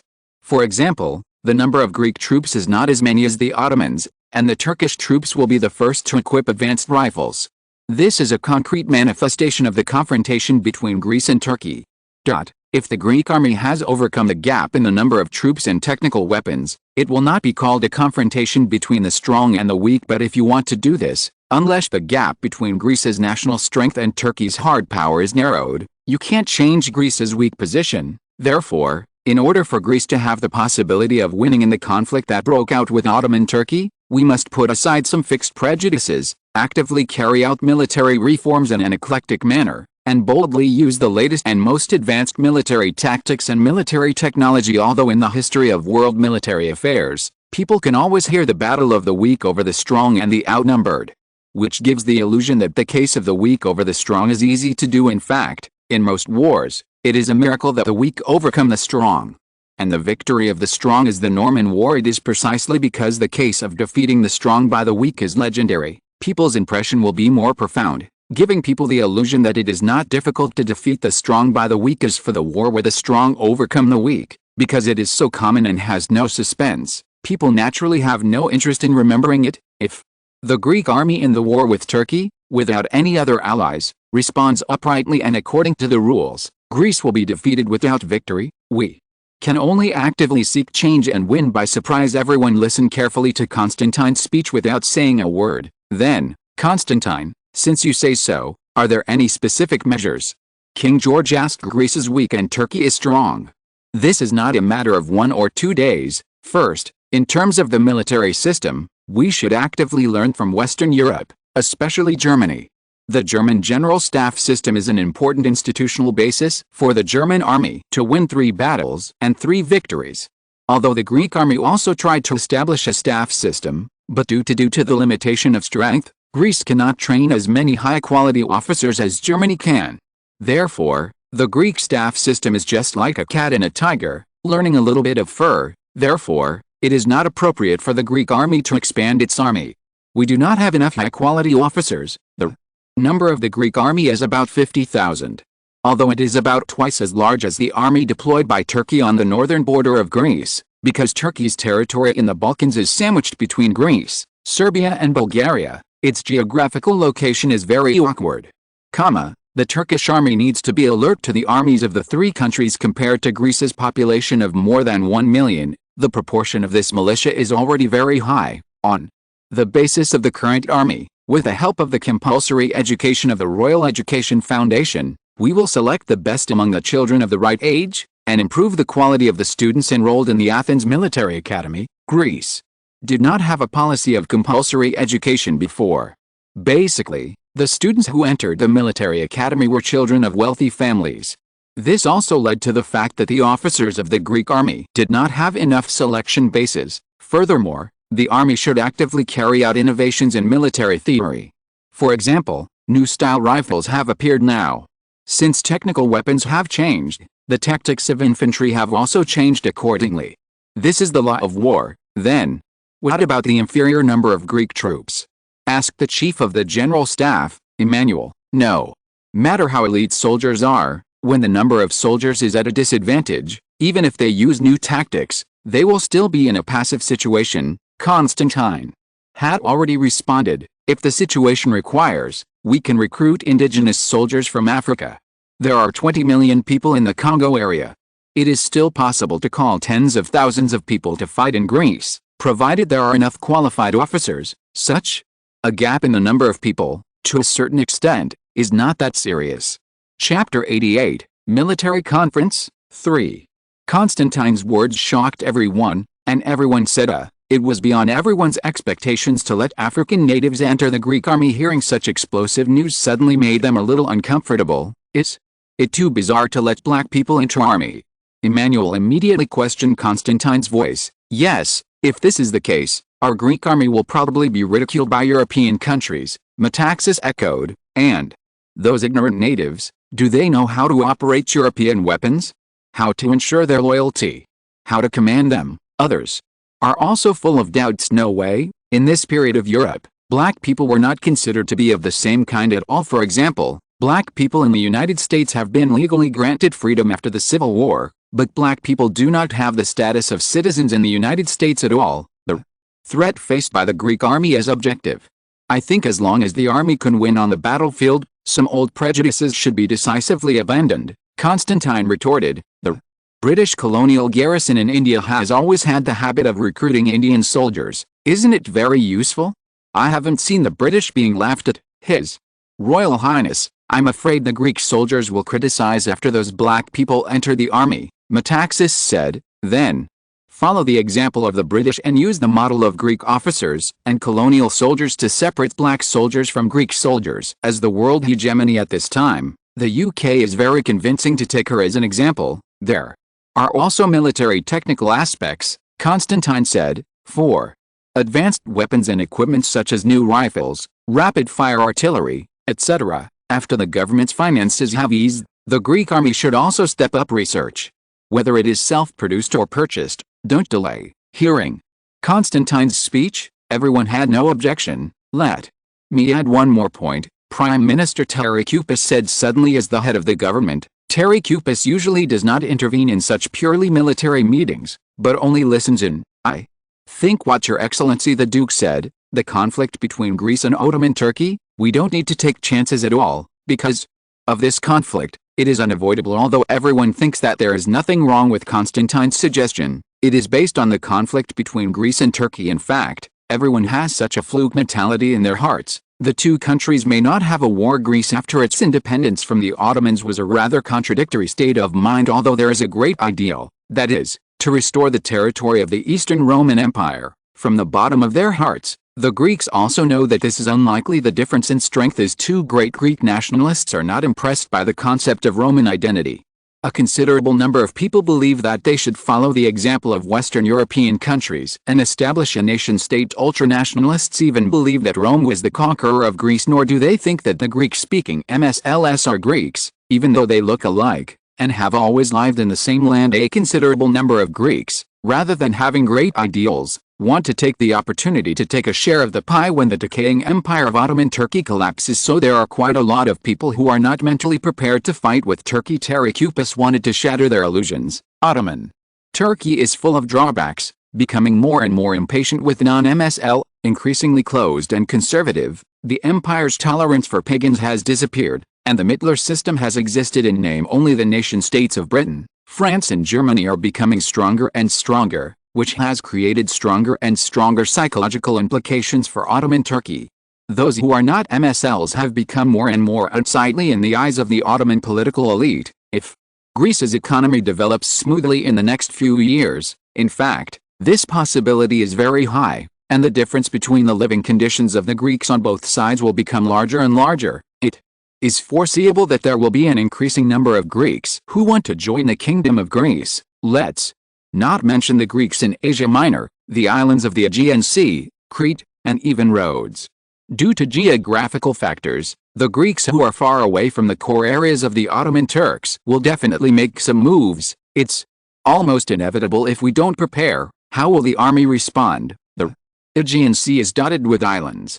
Most of the inhabitants of these islands are Greeks, and they are very close to Greece. Once the economic situation in Greece improves, these Greeks will definitely do something, such as an uprising. At that time, it will not be whether we should take the initiative to liberate those Greek compatriots, but will be forced to bear the Ottoman anger, and they will think that we are instigating everyone as Greek. There is no reason for you to live a good life. We will be second-class people under the rule of the Turks, and at the same time have to endure high poll taxes. Once the government's finances improve, Your Majesty, said here. Trachupis said to King George, we should prepare for war supplies. This war against Turkey is inevitable. After listening to Trachupis's words, everyone's heart was heavy. After all, it is a war with an unknown future. www.wuxiaspit.com. Just do it according to your ideas, Prime Minister Trachupis. After a long silence, King George said, those junk in the Greek army should really be upgraded, because Greece's finances have always been tight. The military has never been adequately funded until now. There are still many bronze cannons purchased from Europe in the Greek army during the War of Independence, and the Sasebo rifle is also an antique that has been used for more than 10 years. After the military conference, on the way back to the Tatoi Palace, Constantine instructed Schmidt, take a letter of mine, go to Paris, seek the help of the ambassador, and invite Mr. Nobel come to Athens. Constantine was worried that there would be more dreams in the night. After all, the smokeless powder technology in Nobel's hands is a sweet pastry.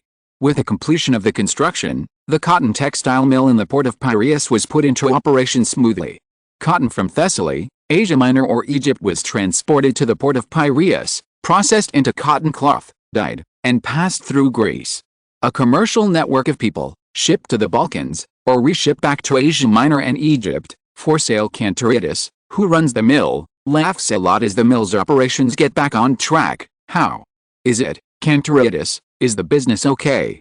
Constantine jokingly looked at the radiant businessman. No matter what, selling cotton is more profitable than selling cotton. However, to be honest, Your Highness, I am jealous of those dye merchants again. You said, we are fortunately harvested cotton, spinning, weaving, dyeing, so many processes. You don't make as much money as those who sell dyes. If you're listening to this novel on a channel other than Fanfic World, it means they downloaded and uploaded it without effort. We cordially invite you to visit our channel, Mundo Fanfic Novelis. There you'll find the original version of this story, and you can explore many other novels of various genres. We're waiting for you to immerse yourself in a world of incredible novels. Chapter 89, Industry and Commerce. There is a party going on in the garden of Tatoi Palace. The elites of the industrial and commercial classes of Greece gathered in twos and threes and whispered, why, this cotton textile factory has just been put into operation, so the dye business has just started. Constantine looked at Constantine in surprise. Hey, Your Highness, did you know that our cotton cloths are shipped to Ottoman Turkey with only 8% tariffs? Although Constantine lowered his voice, he couldn't hide his excitement. Ottoman Turkey's tariff, due to pressure from European countries, has been maintained at 8% for a long time. This tariff level is simply not enough to protect the development of Ottoman Turkey's domestic industry. You must know that the rising stars of industrial countries, Germany and the United States, have repeatedly raised import tariffs on industrial products in order to develop their own industries. As the pioneers of the Industrial Revolution, Britain and France have completed the first industrial revolution successively, and the production capacity has been greatly improved. Whether it is Germany or the United States, in the late 19th century, they tacitly raised tariffs and escorted their own industrial development. The tariffs between the two countries in the middle and late 19th century reached a height of more than 40%. Compared with this tariff level, Ottoman's 8% tariff is really low enough. The Ottoman Empire's industry has been slow to develop and grow, and this low level of tariffs is a great contribution. This also caused the Ottomans to import a large number of goods from European countries, and the trade deficit was serious, which has been in a state of excess, resulting in a decrease in the currency circulating in the market. Those European, especially British and French cotton merchants, are not as competitive as us at all long-term trade exchanges with Europe. The farmers of the Ottoman Empire also recognized the benefits of growing cash crops, such as the Mediterranean coast of Asia Minor, planted large areas of cotton. These cottons are generally purchased by British and French merchants, processed into cotton cloth, and then sold to Turkey. However, due to the problem of distance, Turkey and Greece are only separated by the Aegean Sea.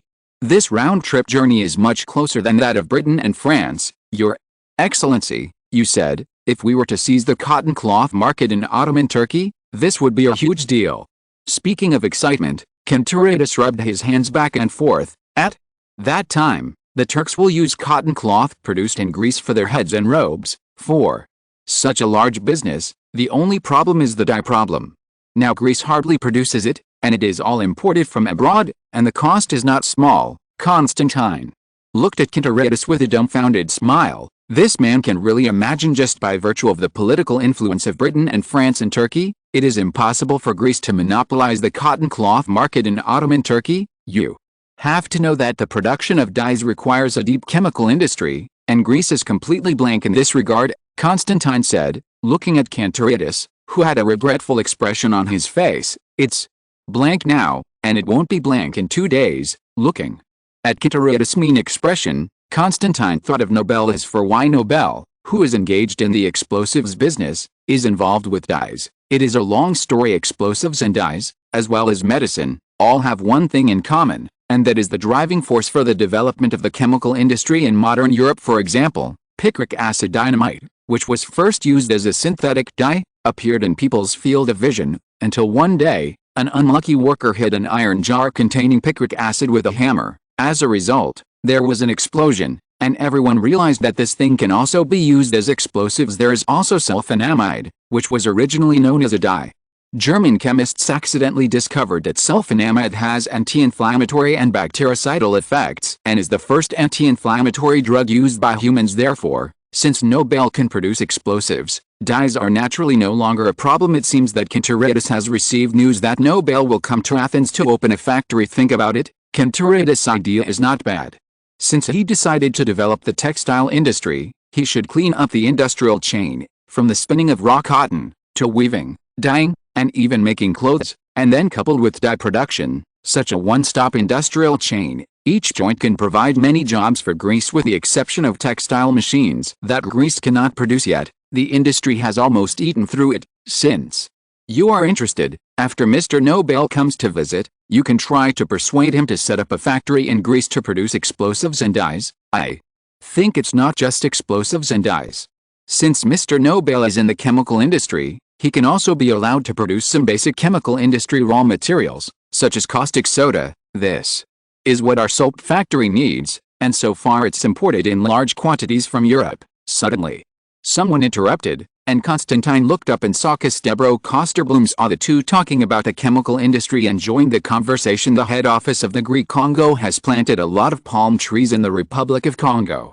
As the general manager, in order to increase profits, Kosterblum simply built a soap factory in Greece. using the company's palm oil as raw material. Since that's the case, let's wait until Nobel arrives and discuss it together, immediately.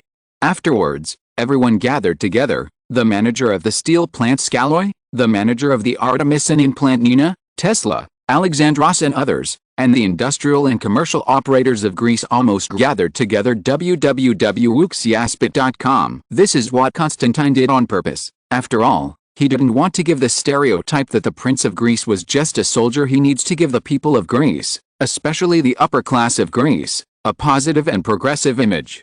He is an enlightened person. Seeing everyone gathered together, Constantine took the time to say, "Since everyone is here, then I'll tell you the most important thing. I decided to open a machinery factory under the name of the Steel Factory. As for the initial product, it is to produce bicycles," Constantine said to the gathered crowd. "You also know that a bicycle is a very complex industrial product, which requires everyone's cooperation. If, in the 21st century, some people say that bicycles are a complex industrial product, people will scoff at what kind of complex industrial products a bicycle is. But for Greece, which had a weak industrial base at this time, to be able to produce bicycles, Constantine was very satisfied. First of all, such an industrial product can connect various factories in Greece in series. For example, in the rubber industry, vulcanized rubber is used to make tires, which requires the use of Congolese rubber. Steel is used to make bicycle frames, and special steel is used for bearings. Although it is an industrial product with few parts, it is very suitable for Greece, which opened the beginning of the development of machinery due to the recent large-scale road construction in Greece. It has provided a large market for bicycles. Constable, your Greek Congo head office is considering building a vulcanized rubber factory. Now almost all of Greece's tires are imported. Would your Greek Congo head office rubber planters be willing to be a raw material supplier?" Chapter 90, Precious Metal Aluminum. Besides that, Coster Bloom, there is another job that may be entrusted to you. Greece needs copper ore, and the Congo should have a lot of copper mines. Constantine looked at Coster Bloom and said, with the development of the electric power industry, the best transmission tool for electricity is copper wire. Arms also need copper, such as bullets and shells. Greece needs more and more copper, but Greece itself is not rich in copper mines, and Constantine can only resort to the Congo. Speaking of copper mines, Congo is indeed rich in copper mines, and a large amount of copper cobalt ore has been discovered. Recently, explorers have discovered hundreds of kilometers in Central Africa, mainly in Zambia and the Katanga province of Congo.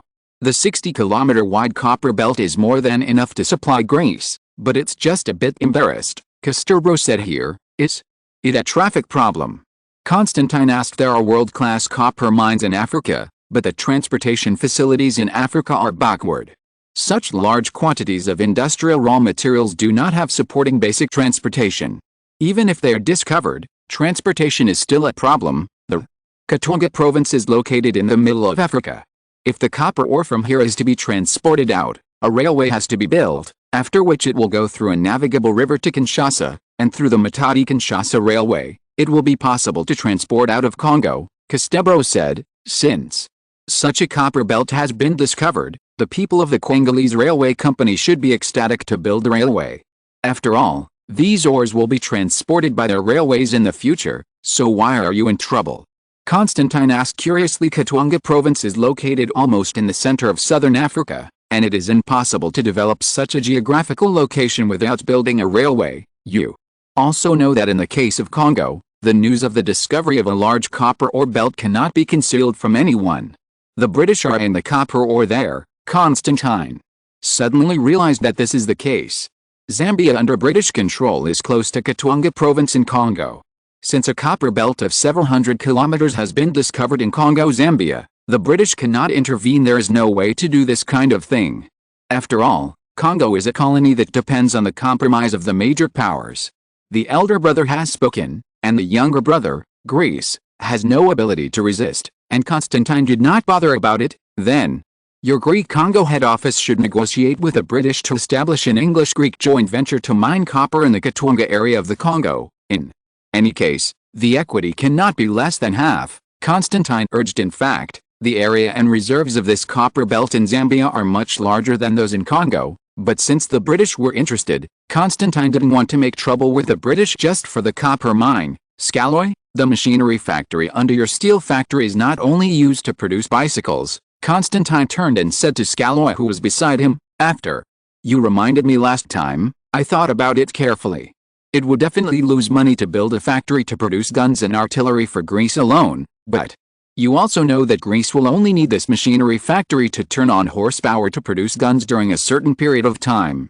If you don't receive arms orders, you can produce bicycles, of course, other commodities. After all, he looked at Scaloi, waiting for his reply. This is also the inspiration for Constantine to think that many factories that originally produced civilian goods could also be used to produce arms when the war came. After modifying the production lines, hearing Constantine's words, Scaloi was stunned, and then said, "It's not impossible, it just requires workers to master more skills, and because it is a machine prepared for different industrial products, it is very difficult to produce when a certain industrial product is used. Some of the machines will be idle, which will affect the efficiency, and it takes a long time for such a factory to switch production of guns and artillery during a war." Scaloi said in advance. Hearing Scaloi's answer, Constantine was relieved. As for the current Greece, as long as it can build a factory for the production of arms, there is no room for nitpicking. Seeing Scaloi contemplating with a wine glass in his hand, looking like he was hesitant to speak, Constantine thought that Scaloi might have found it difficult to do so. If you feel embarrassed, there is nothing wrong with a machinery factory specializing in the production of bicycles, Constantine said quickly. This is an expert in the management of a steel plant that was finally invited. It's not about a machine shop. Scaloi was thinking about how to express it to Constantine. "Your Highness, Greece is rich in bauxite, do you know that?" Scaloi asked. To be honest, if there is any resource in Greece that can be said to be abundant, it is bauxite. This mineral has billions of tons of reserves in Greece, and it is the only resource that Greece can take. That's right, Your Excellency the Duke. You know that the smelting of aluminum mainly uses electrolysis. Greece has recently built a large AC power station. I also visited this power station recently. Congratulations, Your Highness. Having said this, Scaloi turned to Tesla, and your erudition, Mr. Tesla. This is the world's first alternating current power station. www.wuxiaspit.com. It has been proved that alternating current is indeed more suitable for industrial production than direct current, and the long-distance transmission efficiency completely surpasses direct current. Almost half of the cost of electrolytic aluminum is in electricity. Your Highness, Mr. Tesla, what does this mean? Said here, Scaloi sold out and asked Constantine and Tesla. Tesla looked at Scaloi blankly, not knowing what he meant. Constantine was also at a loss. He couldn't guess what Scaloi meant. What was the relationship between the cost of electrolytic aluminum and the AC power station? Seeing how the two of them didn't know what to say, Scaloi was worth reminding. Your Highness, electrolytic aluminum is still a relatively expensive metal, Scaloi said here, and Constantine finally realized what he meant. Although in the 21st century, aluminum is already a metal used on a large scale by human beings, it can be seen everywhere in life, and it seems that it has nothing to do with expensive. However, aluminum was indeed an expensive metal in the 19th century. As the saying goes, what is rare is more expensive. People's evaluation of the value of a metal largely depends on how easy it is to obtain. Although aluminum is the only element in the Earth's crust other than oxygen and silicon, elemental aluminum does not exist in nature since electricity is required to obtain aluminum. In the era when electricity is not easily available, human beings need to pay a high price to obtain aluminum. For example, once, when Napoleon III held a dinner, in addition to his own use of aluminum tableware, everyone else used gold and silver tableware. In order to highlight his dignity at this time, aluminum was more valuable than gold and silver. Chapter 91, Electrolytic Aluminum. Seeing that Constantine finally reacted, Scaloi said, "The price of aluminum has remained high due to the high cost of using direct current to produce aluminum, and aluminum tableware and jewelry are still favored by some wealthier families sought after." Speaking of this, Scaloi lowered his head beside Constantine and said in a low voice, "And now Greece has taken the lead in promoting alternating current.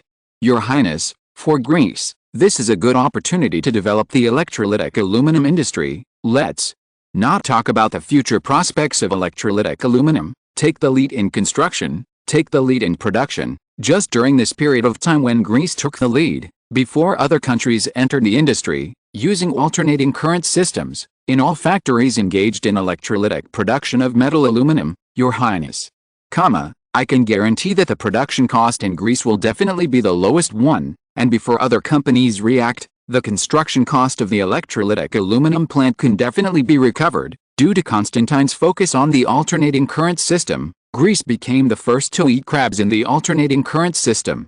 Before that, no other company or country had built an alternating current power station. Therefore, even during the construction of the AC power station, Germany's Siemens, which provided a considerable part of technical support and power generation equipment, was in a wait-and-see state for the application of AC power for the sake of avoiding risks, depending on the situation to decide whether to enter the AC industry, not to mention the benefits brought by this leading period. Your Highness, the production capacity of the steel plant is only about 30,000 tons, and Greece itself has no iron ore and coal mines. This alone determines that you must find an alternative to steel for Greece, and aluminum is very suitable for this role.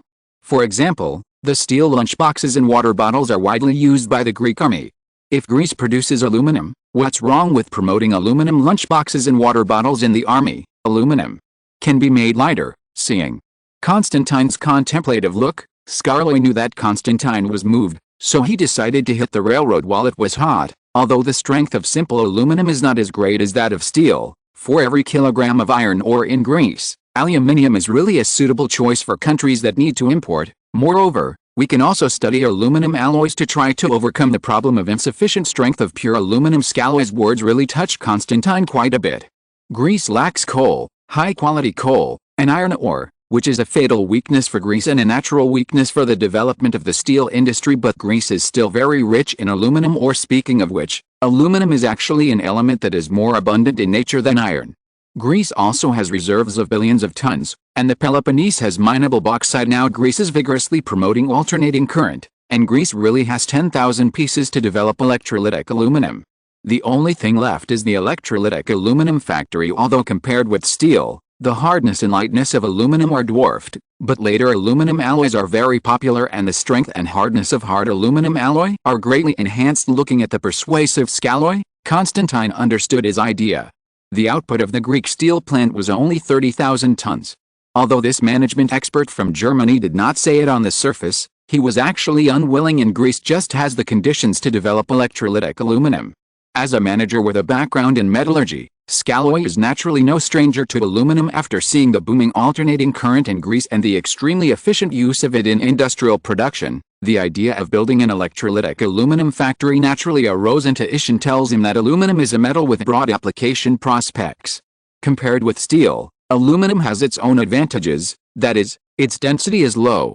The same volume of aluminum, the mass is 1/5 of that of steel. If he can persuade Constantine to build an electrolytic aluminum factory, with his advantages, no one is more suitable to manage this factory than him. If he continues to be the manager of a steel plant, compared to those steel plants in Western Europe or the United States with an annual output of hundreds of thousands of tons, or even millions of tons, the small steel plants he manages with an annual output of only 30,000 tons are simply is not worth mentioning. However, if it is an electrolytic aluminum production plant with an annual output of 30,000 tons, the situation is very different. Scarlo will be a pioneer in the electrolytic aluminum industry. If he bet on the prospect of electrolytic aluminum right, he himself is very likely to rely on the management of the world's first method of producing electrolytic aluminum using alternating current, and the experience of industrialized large-scale production of aluminum.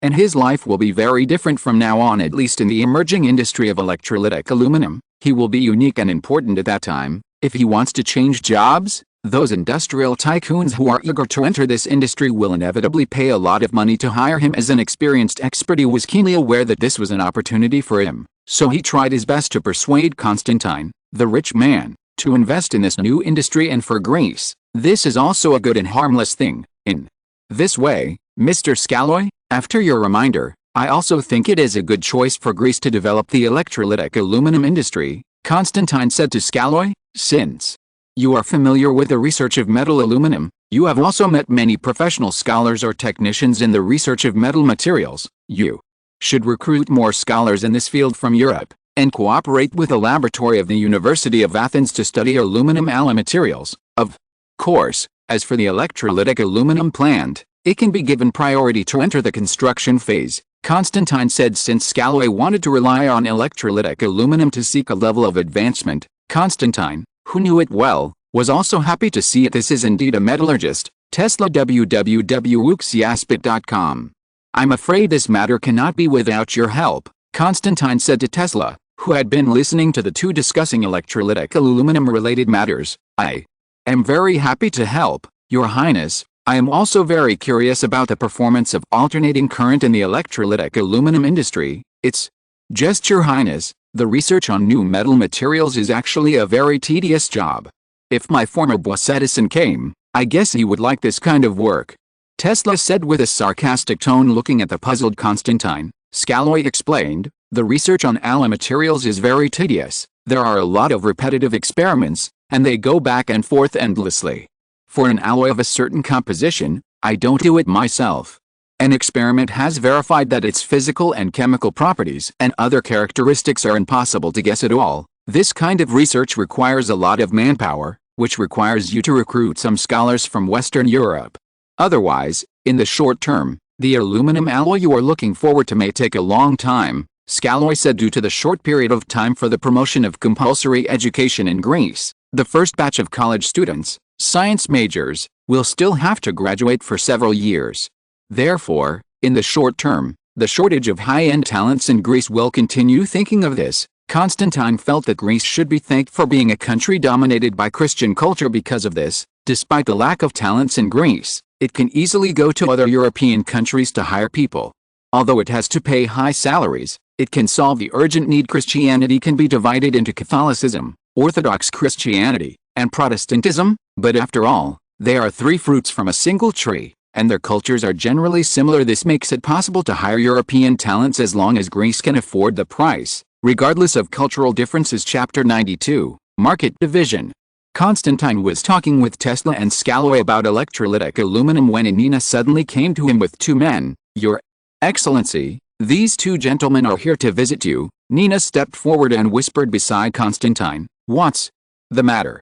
Constantine looked at the two and asked Nina, regarding the sales market of artemisinin. One is an employee of the German Bayer Company, and the other is a businessman from the Dutch East Indies, Nina said in a low voice. Hearing this, Constantine understood 3 points in his heart about the purpose of these two people to find themselves. This is Mr. Friedrich from Germany, and this is Mr. Inningen from the Netherlands, Nina introduced to Constantine. After all, the four of them found a quiet corner in the garden and sat down under the umbrellas. Then, what's the matter with the two gentlemen who came from afar?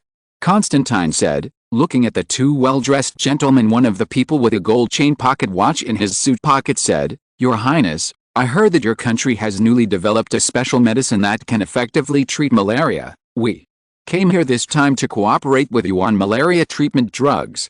We have been working with friends in the Netherlands to produce quinine for decades at Bayer. In terms of drug sales, we have a well-established network, and it's just that we cooperate with each other for mutual benefit and win-win results, Friedrich said sincerely. Since Nina started the artemisinin production plant, the Greek military intelligence service has been involved in almost the entire process, just for the secrecy of the production technology. In order to keep the secret for Greece, Nina has racked her brains to adopt various secret regulations since she took over.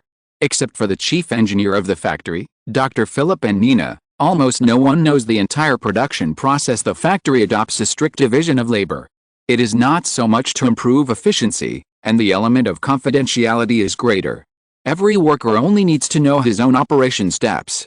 As for other processes, it does not matter to him since it was put into production. In 1887 alone, sales have reached 12 million drachmas, with sales locations limited to Greece and the Congo. Although the royal family has invested in many industries, the artemisinin factory can be said to be a profitable industry with a small number in the hands of the royal family. I'm sorry, Mr. Friedrich. The shares of the drug-producing factory have been very clear and have been listed on the Athens Stock Exchange. Constantine politely refused. 10% of the shares of the artemisinin factory have flowed into the stock exchange market and are in the hands of shareholders, the question said. The two looked at each other. Then, Your Highness, if you can agree to sell the production technology of this drug, we can buy it at a high price. You can rest assured that the price will satisfy you, Inningen said. Originally, the Dutch and the Germans united and controlled the quinine market. The two cooperated, occupying almost 70% of the market share, occupying a monopoly position, and money naturally came in. But this year, According to rumors from the Dutch who went to Congo, there is a new type of special medicine in Congo, which is very effective in treating malaria. The news took the Dutch and Bayer by surprise. After confirming the accurate information of the news, the two hurriedly sent people to Greece to discuss whether they could cooperate with the new company. In Ingen's request, Constantine could not agree at all. If the production technology of artemisinin leaks, Greece may not even be able to keep the market in the Congo region. Moreover, the artemisinin factory made money. Secondly, in fact, what Constantine valued more was its huge role in balancing the trade deficit. Although the operation of the industrial zone in Piraeus port is on track, general industrial products such as cotton cloth and soap can already be produced by themselves. However, due to the huge cost of purchasing a large number of outsourced machines, and maintaining the operation of these newly built factories requires the import of a large number of raw materials that Greece still cannot provide, such as caustic soda for soap factories, coal and ore for steel. In a short period of time, Greece's trade deficit has not only decreased, but expanded. Purchasing steam turbines from Parsons in the United Kingdom and power generation equipment purchased by Siemens is expensive because it is the latest technological product, and the products exported to Asia Minor are cheap daily necessities like cotton cloth and soap. As a result, Constantine paid more attention to the gold-absorbing effect of artemisinin. In addition, the artemisinin factory also provided a lot of jobs for Greece, which made Constantine cherish the unique technology even more, especially in the hot and humid Congo region. This mosquito-borne disease is more common, and people's need for drugs is more urgent due to the management needs of the Congolese Committee. A large number of Greek students were hired to work in the Congolese area affected by this. In the past, Greece's annual hot civil service application rate has cooled down. In order to reduce the loss of personnel, the Congolese Committee actively promoted the use of artemisinin to the people in the Congo region. Of the total 12 million drachma sales of artemisinin,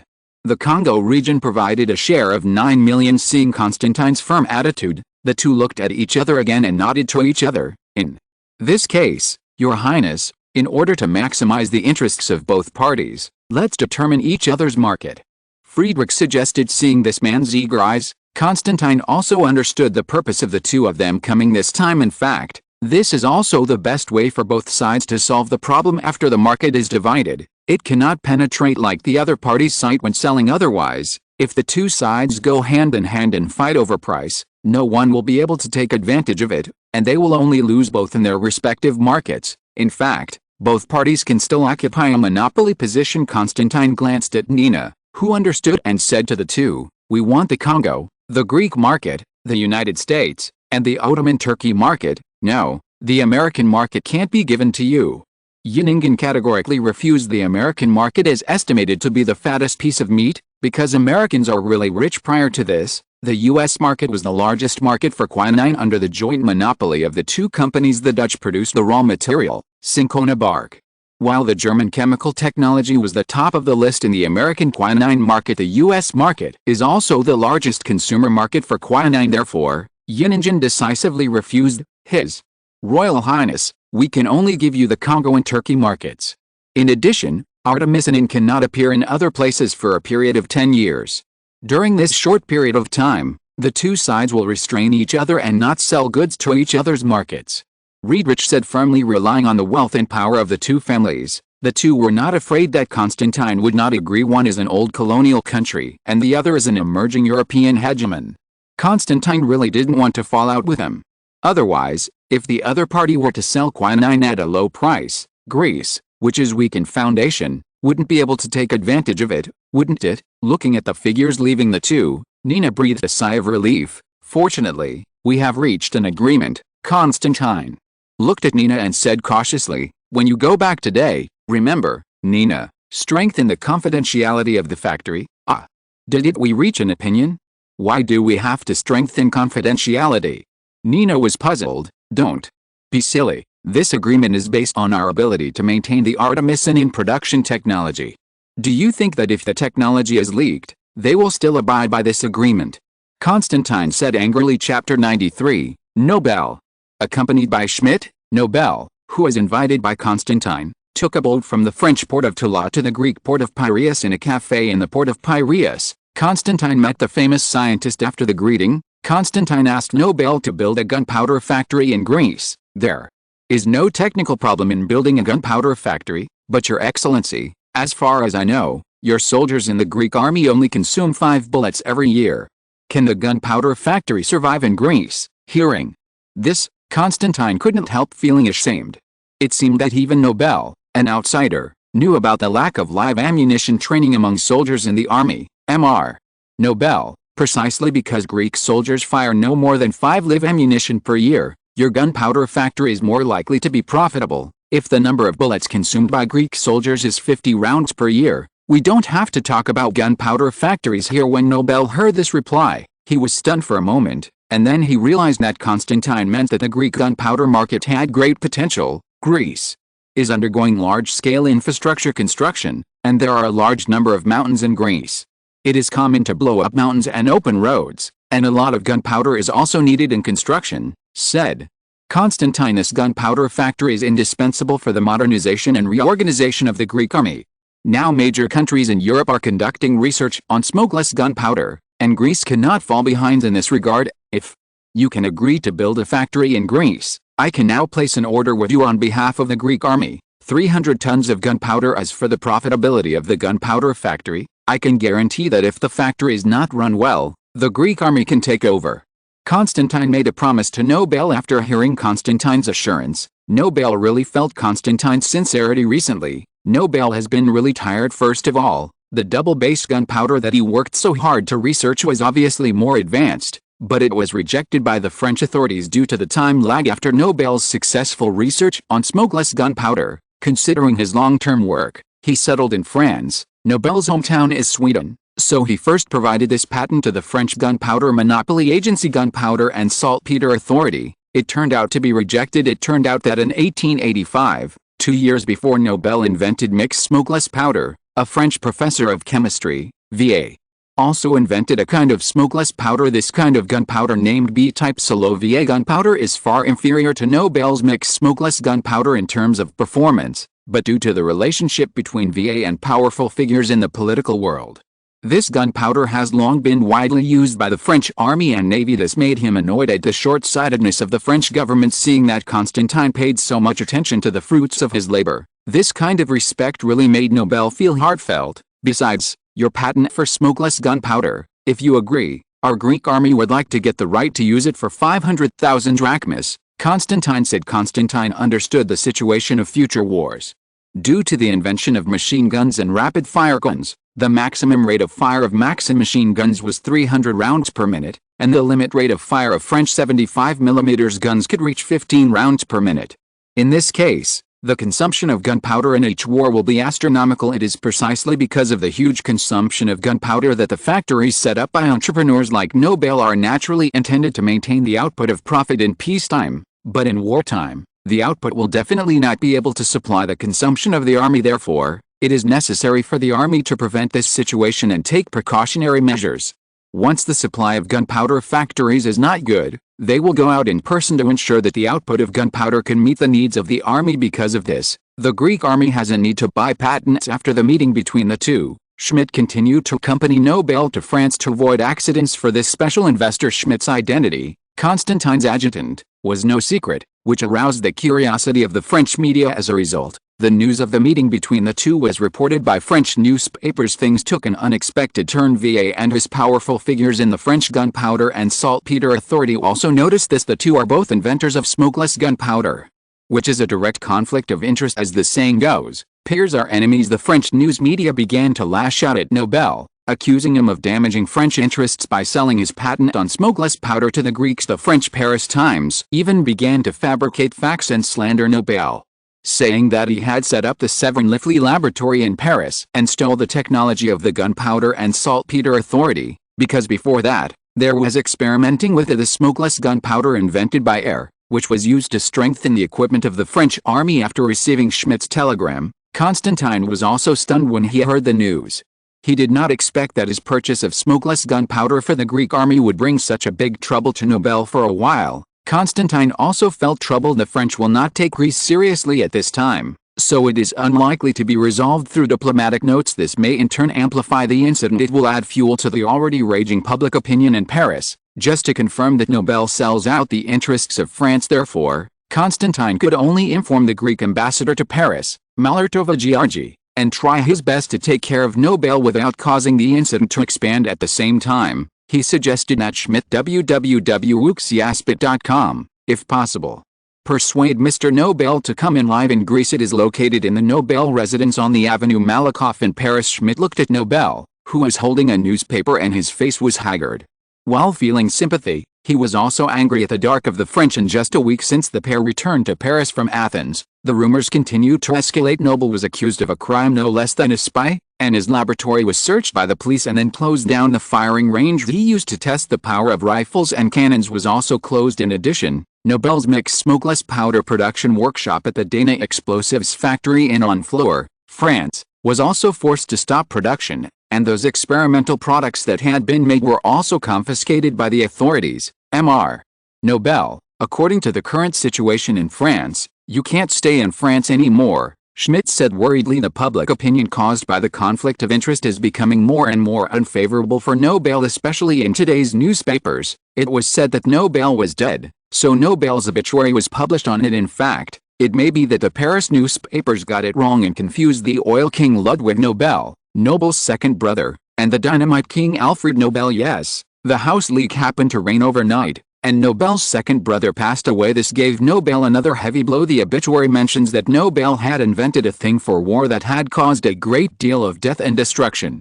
And it was snarky. He read the evaluation of his life's work from the outside world, and felt extremely uncomfortable. Finally made his decision to leave the city where he had lived for 18 years. Chapter 94, New Rifle. Accompanied by Schmidt, Nobel first returned to Sweden to visit his elder brother Robert, then inspected his work in Ardil in England and Carmel in Germany, and then set sail for Athens. It was a pleasant surprise for Constantine to learn that Nobel had left Paris. Now that the smokeless powder issue has come to an end, the choice of a new type of rifle for the Greek army has entered the agenda. After Nobel agreed to set up a factory in Athens to produce gunpowder, Constantine invited Mr. Nobel as a consultant to participate in the design of a new type of rifle in Greece. Nobel is not only a chemist, he is also quite accomplished in mechanics. After all, as a scholar who studies gunpowder, it is impossible not to touch the guns of various countries. After careful consideration, Constantine decided to use a design later known as the Lee-Enfield rifle as the standard rifle of the Greek army. In 1888, the British Army had just replaced the rifle Lee-Mayford, but this rifle still used black powder at this time, so Constantine asked the Military Technical Office to organize manpower and cooperate with the Mechanical Office of the University of Athens to improve this rifle. The improved rifle, like the design of later generations, uses a 10-round magazine design. Constantine took a fancy to the rate of fire advantage of this rifle. After the preliminary design was completed, Constantine asked a machine factory to produce 100 prototype guns for use in pre-troop experiments. The Army Technical Office was non-committal, but some officers raised objections due to the improved Lee-Mayford rifle, that is, the Lee-Enfield rifle, which uses a 10-round magazine feeding mode. Soldiers using this rifle can fire 10 rounds in an extreme time, which makes some officers feel dissatisfied. You must know that in the Greek army at this time, each soldier fired no more than 5 bullets per year. And this rifle installed 10 bullets directly in the magazine. The annual training quota of bullets for soldiers is not enough to fill the magazines. Because of the uproar in the army, the young soldiers headed by Constantine demanded the use of this powerful rifle. However, many senior military officers have objections to this rifle. Due to disputes between the two sides, they had to hold a meeting to discuss the choice of the new rifle in the conference room of the palace of the Syntagma Square. The senior officers of the Greek army gathered together, sitting with their heads in danger, and Constantine was also among them. After King George entered the meeting room, the meeting officially began. Your Majesty, my colleagues, we have seen the design of the new rifle and conducted live ammunition tests at the shooting range. Frankly speaking, compared with the old weapon of the army, the Shiasebo rifle, the new rifle is indeed revolutionary. Progress, fast rate of fire and strong firepower, these are the advantages of the new rifle. Chief of Staff Emmanuel was the first to speak, but there are also some obvious problems. This rifle has an extremely fast rate of fire, which poses a logistical challenge to the Greek army. We are worried that in wartime, we do not have as much ammunition to supply soldiers, because there are 10 bullets in the magazine. A well-trained infantryman can shoot all 10 bullets in 1 minute. On the battlefield, soldiers are in a very tense state. Driven by pressure and fear, soldiers are likely to run out of bullets in the magazine as soon as their heads become hot. and they can't estimate the accuracy at all, Your Majesty. The soldiers in Greece now only have 5 rounds of live ammunition training each year, and they use new-style rifles. Our logistical pressure is too great, Emmanuel explained. Armament Minister Giannis also nodded in agreement. We compared the new rifle with the German 1888 committee rifle. Although the firepower of the new rifle is strong, it is less accurate in terms of accuracy. Our military expenditure in Greece is limited and our family is not rich, so I personally think that it is best for the new rifle to pay more attention to accuracy, and the rate of fire does not need to be so exaggerated. Save ammo. This new rifle can add a bullet divider, which forces infantrymen to reload after each shot fired, preventing soldiers from wasting bullets. The Minister of Armament euphemistically expressed his attitude. King George was silent after hearing this, but turned his attention to Constantine. After all, this design was strongly supported by Constantine. Metaxas took over the words. Our Greek army was originally the disadvantaged party in terms of numbers. When the conflict with the Ottoman Turkey broke out, the Greek army was only able to achieve the same level of technical weapons, or it was not as good. After all, the Germans are now getting closer and closer to the Turks. We always have some advantages, tell the soldiers. It's inspiring, right? We can't let the soldiers think that they are not only inferior to each other in numbers, but they don't even have any advantage in the rifles in their hands, Constantine said. In order to increase the odds of winning, I think it is necessary to strengthen the firepower. As for logistics, there's actually no need to worry so much. After all, Greece can now produce its own bullets. After all, Constantine told the news of the discovery of copper mines in Congo after listening to the opinions of the two of Constantine. The Minister of Armament Giannis frowned and asked, Your Highness, how much do you think Greece's production capacity can do when a war breaks out? After all, the industrial development of Greece is short-lived. www.wuxiaspit.com. According to the rate of fire of the new rifles, the frontline consumption is simply too late to supply. This is just a more stringent requirement for the operational conditions of the Greek army. We need to be fully prepared before the incident occurs, especially in terms of logistics. It is essential to store enough to meet the consumption of the army for a certain period of time, Emmanuel retorted solemnly. Your Highness, do the Turkish troops still inform us before the war? There is no doubt that the use of rapid-fire rifles will greatly increase the logistical consumption of the army. Once the military is unexpected and not fully prepared, the army will be in an embarrassing situation. Your Excellency Chief of Staff, unless we are all crazy, we will launch military operations before everything is ready. If it really is as you said, and the war breaks out suddenly, I don't think military operations are necessary at all, because it is impossible to win. At least for now, the Greek army is still in a weak position, and a war occurs before it is fully prepared, and Greece has absolutely no chance of victory. In the final analysis, Your Excellency Chief of the General Staff, Your Excellency Minister of Armament, regardless of whether the Greek army uses rapid-fire rifles or not, if the war is hurriedly launched before it is fully prepared, then Greece will not be able to win. On the contrary, when the Greek army is equipped with a large number of rapid-fire weapons, if we can take precautionary measures to reserve more strategic materials, such as ammunition, and prepare them well, Greece will have some advantages in the face of Turkey. At least, our soldiers more firepower. What Constantine and Metaxas said was the grim reality that the Greek army was at an overall disadvantage, which weighed heavily on the hearts of the senior Greek officers present for this rifle, which in their opinion was a waste of bullets. The sense of resistance has weakened a bit. Chapter 95, the train is open to traffic. In the end, the two parties with opposing views agreed to adopt a compromise solution. The magazines could be retained, but the original 10-round magazine capacity was changed to 5 rounds. The 10-round version can be partially equipped, but the 10-round capacity version is equipped with a bullet blocker.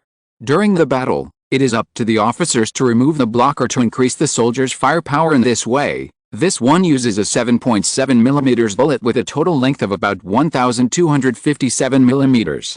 It is improved from the British Lee Mayford rifle. It uses a rotating pullback bolt and a box-shaped detachable magazine invented by Mike Whiteley. The rear-end locking rotary pullback bolt can load bullets faster. Install a fixed box-type double-row magazine for 10 rounds of ammunition. Although the magazine is detachable, it is only convenient for maintenance or damage to be replaced. and the bullet is in use, the box is not disassembled, and the bullets are filled through the ejection port, loading port, at the top of the receiver, which improves the continuous firepower after receiving permission from His Majesty King George, the Supreme Commander of the Greek Army. The new rifle design was handed over to the machine shop for small-scale trial production. The Minister of Armament Giannis issued the first order to the machine factory, 1,000 rifles, and the first trial equipment to the army at the same time. After 3 months of construction, the steel mill took a loan from the Royal Bank of Greece, and the electrolytic aluminum plant it built finally started to produce pure aluminum after learning of the news. The other two shareholders of the steel plant, Laris brothers and the Radokanazki family, showed strong interest at this time in Europe and the United States, due to the immature technology of industrial production of aluminum and the high cost. After the emergence of low-cost aluminum in electrolytic aluminum factories, the two companies first placed a batch of orders with a factory, and then exported to Western Europe and North America at low prices. Metal aluminum until 2 months later, due to the rapid increase in the amount of metal aluminum pouring into the international market, the price of metal aluminum in the European and American markets turned sharply and fell rapidly with this shareholder wind. The electrolytic aluminum factory has already earned back its investment Shenben since the price of electrolytic aluminum has dropped significantly. Constantine personally issued an order to Skaroy, and the electrolytic aluminum factory will provide the Greek army with aluminum lunchboxes and kettles to replace the previous steel tableware. There is no way. Greece's steel is a scarce material, and after the large-scale production of aluminum in the factory, Greece has been able to continuously produce it. In the words of Skaroy, in Greece, as long as it can be replaced by aluminum, iron cannot be used. In order to further expand the use of aluminum, at the urging of Skaroy, the electrolytic aluminum factory and the metallurgical laboratory of the University of Athens cooperated to develop new aluminum alloys, hoping to overcome the shortcomings of pure aluminum, low hardness and strength. In August 1889, Constantine received news that the construction of the train track from Athens to the border city of Larissa in the Thessaly region was completed. This is the first completed Greek mainline railway. As soon as the news came out, the Greek people cheered and rejoiced that the backward history of Greece's no-access mainline railway had ended. On the morning of the 13th, the royal family, headed by King George, led Queen Olga, Crown Prince Constantine, Crown Princess Sophie, and Greek Prime Minister Trikoupis to the Athens railway station for the first opening ceremony. Standing on the viewing platform, Constantine watched as King George and Prime Minister Trikoupis delivered speeches respectively, the smoke billowing, and the locomotive roared all the way north, drifting away. Looking at Prime Minister Trikoupis, who was flushed with excitement, he stepped forward and congratulated, "Congratulations, Mr. Prime Minister, no matter what. This is a great page in the history of Greece. In the future, the Greek army can start from Athens by train, move quickly, and go to the northern border to fight against powerful enemies. After that, this railway can also continuously transport logistical supplies to support the Greek army in the war." In Trikoupis' plan, Greece will have 4,000 kilometers of railways. After that, Trikoupis will face a grim situation, whether these expensive vehicles built on foreign loans can let the Greek economy achieve great development. Considering that the power used by the train is a high-horsepower steam engine imported from the United Kingdom, Constantine asked, "Prime Minister, do you know how much hard coal Greece needs to import from the United Kingdom every year?" Constantine's inquiry made the joy on Trikoupis' face gradually fade. Last year, 1888, imported 120,000 tons of coal, and most of this was due to the consumption of steel mills and locomotives. Trikoupis responded in the original expectation of Trikoupis, after obtaining the loan from Britain and France, the Greek economy will get rid of the phenomenon of weak performance due to lack of funds. At the same time, Greece, which has developed its strength, can face the European powers' confidence and independence. However, the actual development went against his expectations. Although Greece's economy has indeed developed rapidly after a large amount of capital inflows, the import of a large number of basic chemicals and energy, especially coal and oil, kerosene lighting, has grown rapidly. Reading www.uucanchu.com. Especially after the steel plant was put into operation, Greece's coal imports from the UK skyrocketed. Although before, Trikoupis had some luck in his heart, thinking that as long as Greece's economy can get on the right track, then in the near future, Greece's political situation will be relatively stable, and the conflict with Turkey can be eased. In other words, there will be no war in Greece in the near future. However, judging from the current situation, The faster Greece develops, the sooner the day of conflict with Ottoman Turkey will come. In addition to the Greek mainland and Congo, the market for Greek industrial products is Ottoman Turkey. Therefore, as the industrial production capacity of Greece increases, the demand for the Ottoman Turkish market will become more and more urgent due to a series of unequal treaties signed by Ottoman Turkey. The market of Ottoman Turkey has always been a dish of British and French food. Recently, as Germany and Turkey approached, it is foreseeable that there are more and more German goods in the Turkish market due to its proximity. Ottoman Turkey would be a natural and important market for Greek goods, while the Turks watch as the Greeks make profits by selling a lot of goods to themselves and develop step by step, under the dual influence of the provocation of European businessmen whose interests have been damaged and the already contradictory Ottoman-Turkish-Greek relations. The choice of the Ottoman Turks can be imagined for Greece. Those capitalists and factory owners who have invested in industry will not be willing to easily lose the opportunity to blood from the Ottoman Turks, even from an economic point of view. The war was inevitable, a statement that frustrates Trachupis. If you're listening to this novel on a channel other than Fanfic World, it means they downloaded and uploaded it without effort. We cordially invite you to visit our channel, Mundo Fanfic Novelis. There you'll find the original version of this story, and you can explore many other novels of various genres. We're waiting for you to immerse yourself in a world of incredible novels. Chapter 96, Rapid Fire Cannon. After several passing ceremonies of the train, Constantine came to the steel factory in the industrial area of Piraeus without stopping to participate in the technical weapons meeting of the Greek army. In view of the fact that the artillery in active service of the Greek army is seriously backward, Constantine decided to let the military technical office and the machinery factory cooperate together to carry out the preliminary research and development of advanced artillery in the face of the Ottoman Turkish army, which quickly formed combat power with the help of the Germans. The pressure of the Greek army is increasing. The backward and cumbersome front-bar artillery has seriously affected the combat effectiveness of the Greek army. Artillery is known as the god of war and has always played an important role in the army. Therefore, Constantine attached great importance to the preliminary research and development of this new artillery. The experience of the French army in the Franco-Prussian War vividly tells the world what kind of doom the army with backward artillery will encounter. I hurried to the meeting room of the machinery factory and saw that all the relevant personnel had arrived.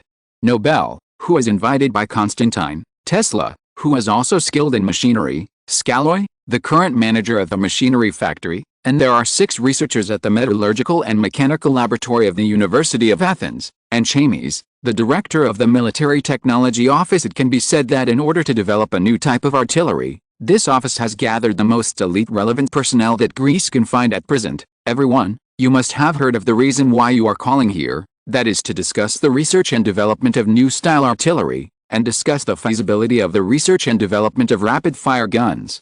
Seeing that Constantine was already in place, Chimney as the person in charge of the technical department of the army, Sri Lanka was the first to speak. If you can install a hydraulic retraction mechanism on the artillery, and the artillery can automatically return to its position after each artillery fire, then there is no doubt that the rate of fire of the artillery can be improved by leaps and bounds. Noble said. As soon as these words came out, there was a buzzing discussion in the originally quiet conference room. There is no doubt that Nobel's remarks are quite enlightening, and everyone feels it, whether it is the famous Krupp cannon at this time, or the cannon used by the Ottoman Turks to bomb the city walls of Constantinople in the 15th century, whether it is a front-bore cannon, a breech cannon, a rifled cannon and a smooth-bore cannon. There are these guns, without exception, have a common disadvantage: recoil. The recoil when the gun is fired will push the gun body back away from the gun position.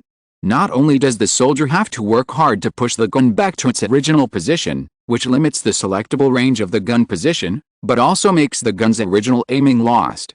The ballistic elements need to be recalculated, which is time-consuming and cumbersome. Just like people can often think of the scene when the cannon is fired, the cannon roars, the smoke is billowing, the wheels of the gun body and the gun carriage are driven back by the recoil, and the artillery crew works together to push the gun back to its original position and re-aiming.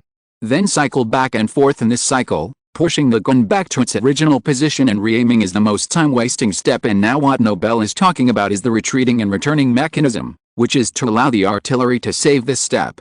If it is successful, then it is obvious that the rate of fire of the artillery will usher in a dramatic increase. This improvement from the original rigid mount to an elastic mount will be a revolutionary step in the history of artillery development. If Mr. Nobel's idea can become a reality, then there is no doubt that the rate of fire of the artillery will be greatly increased.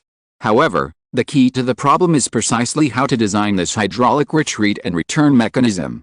Here NUO after Bell's suggestion, after careful consideration, Chamei said excitedly, speaking of rapid-fire guns, I thought of a person, Scarlett said. It was an unappreciated German engineer I met at a previous job named Conrad, who I heard was looking for a buyer for his patent for a long-recoil hydraulic pneumatic anti-recoil device. Scarlett said the crowd. If there is no problem with his design, then it can be said that the biggest difficulty of the rapid-fire gun has been captured. In this case, why did the German artillery factories, such as Krupp, not adopt it? Constantine asked curiously. Road like this revolutionary technology, anyone with some military experience can understand its importance, but Conrad, as Scarlett said, is actually promoting his own patented technology, in a traditional army like Germany. A big country, ignoring the advancement of artillery technology, is a problem no matter how you think about it. I heard that the reason why Krupp was rejected was because the hydraulic device leaked oil, and it was because of this defect that Conrad's patent went unnoticed. Scarlett explained. Everyone was relieved. There was indeed a problem.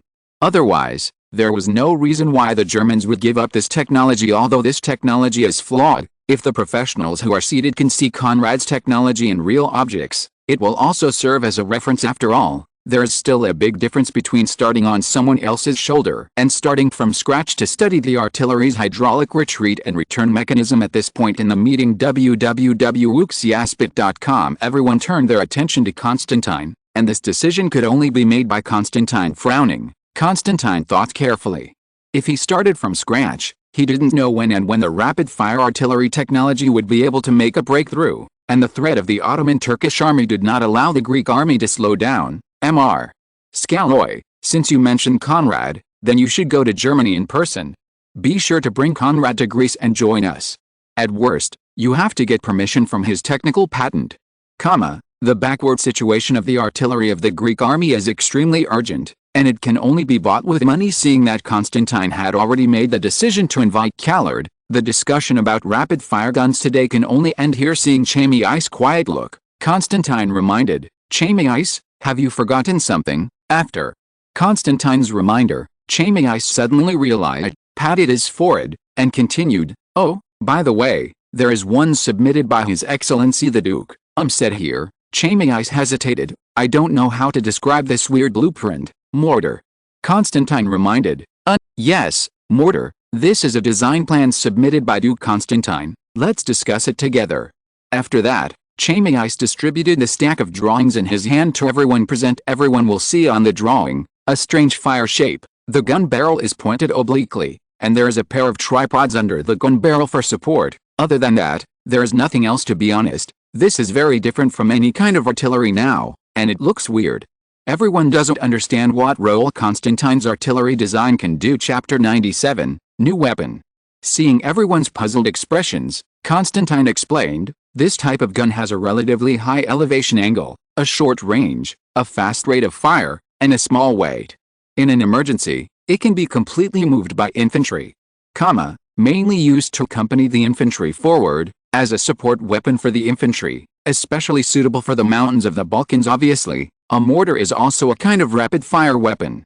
Compared with the large number of artillery with a rate of fire of about 2 rounds per minute at this time, the mortar with a fire rate of up to 20 rounds per minute is also a weapon that makes its own logistics personnel grit their teeth. After Constantine intervened in the reorganization of the Greek army, the new style rifles, rapid-fire guns, and mortars can be said to be the best in the world in terms of firepower. Adhering to the concept of firepower supremacy as for the ammunition supply problem caused by the fast rate of fire. In fact, this was the least worry of Constantine. Most of the previous wars in Europe were quick fixes, and no country wanted to wage a long-term war of attrition, especially in the Balkans.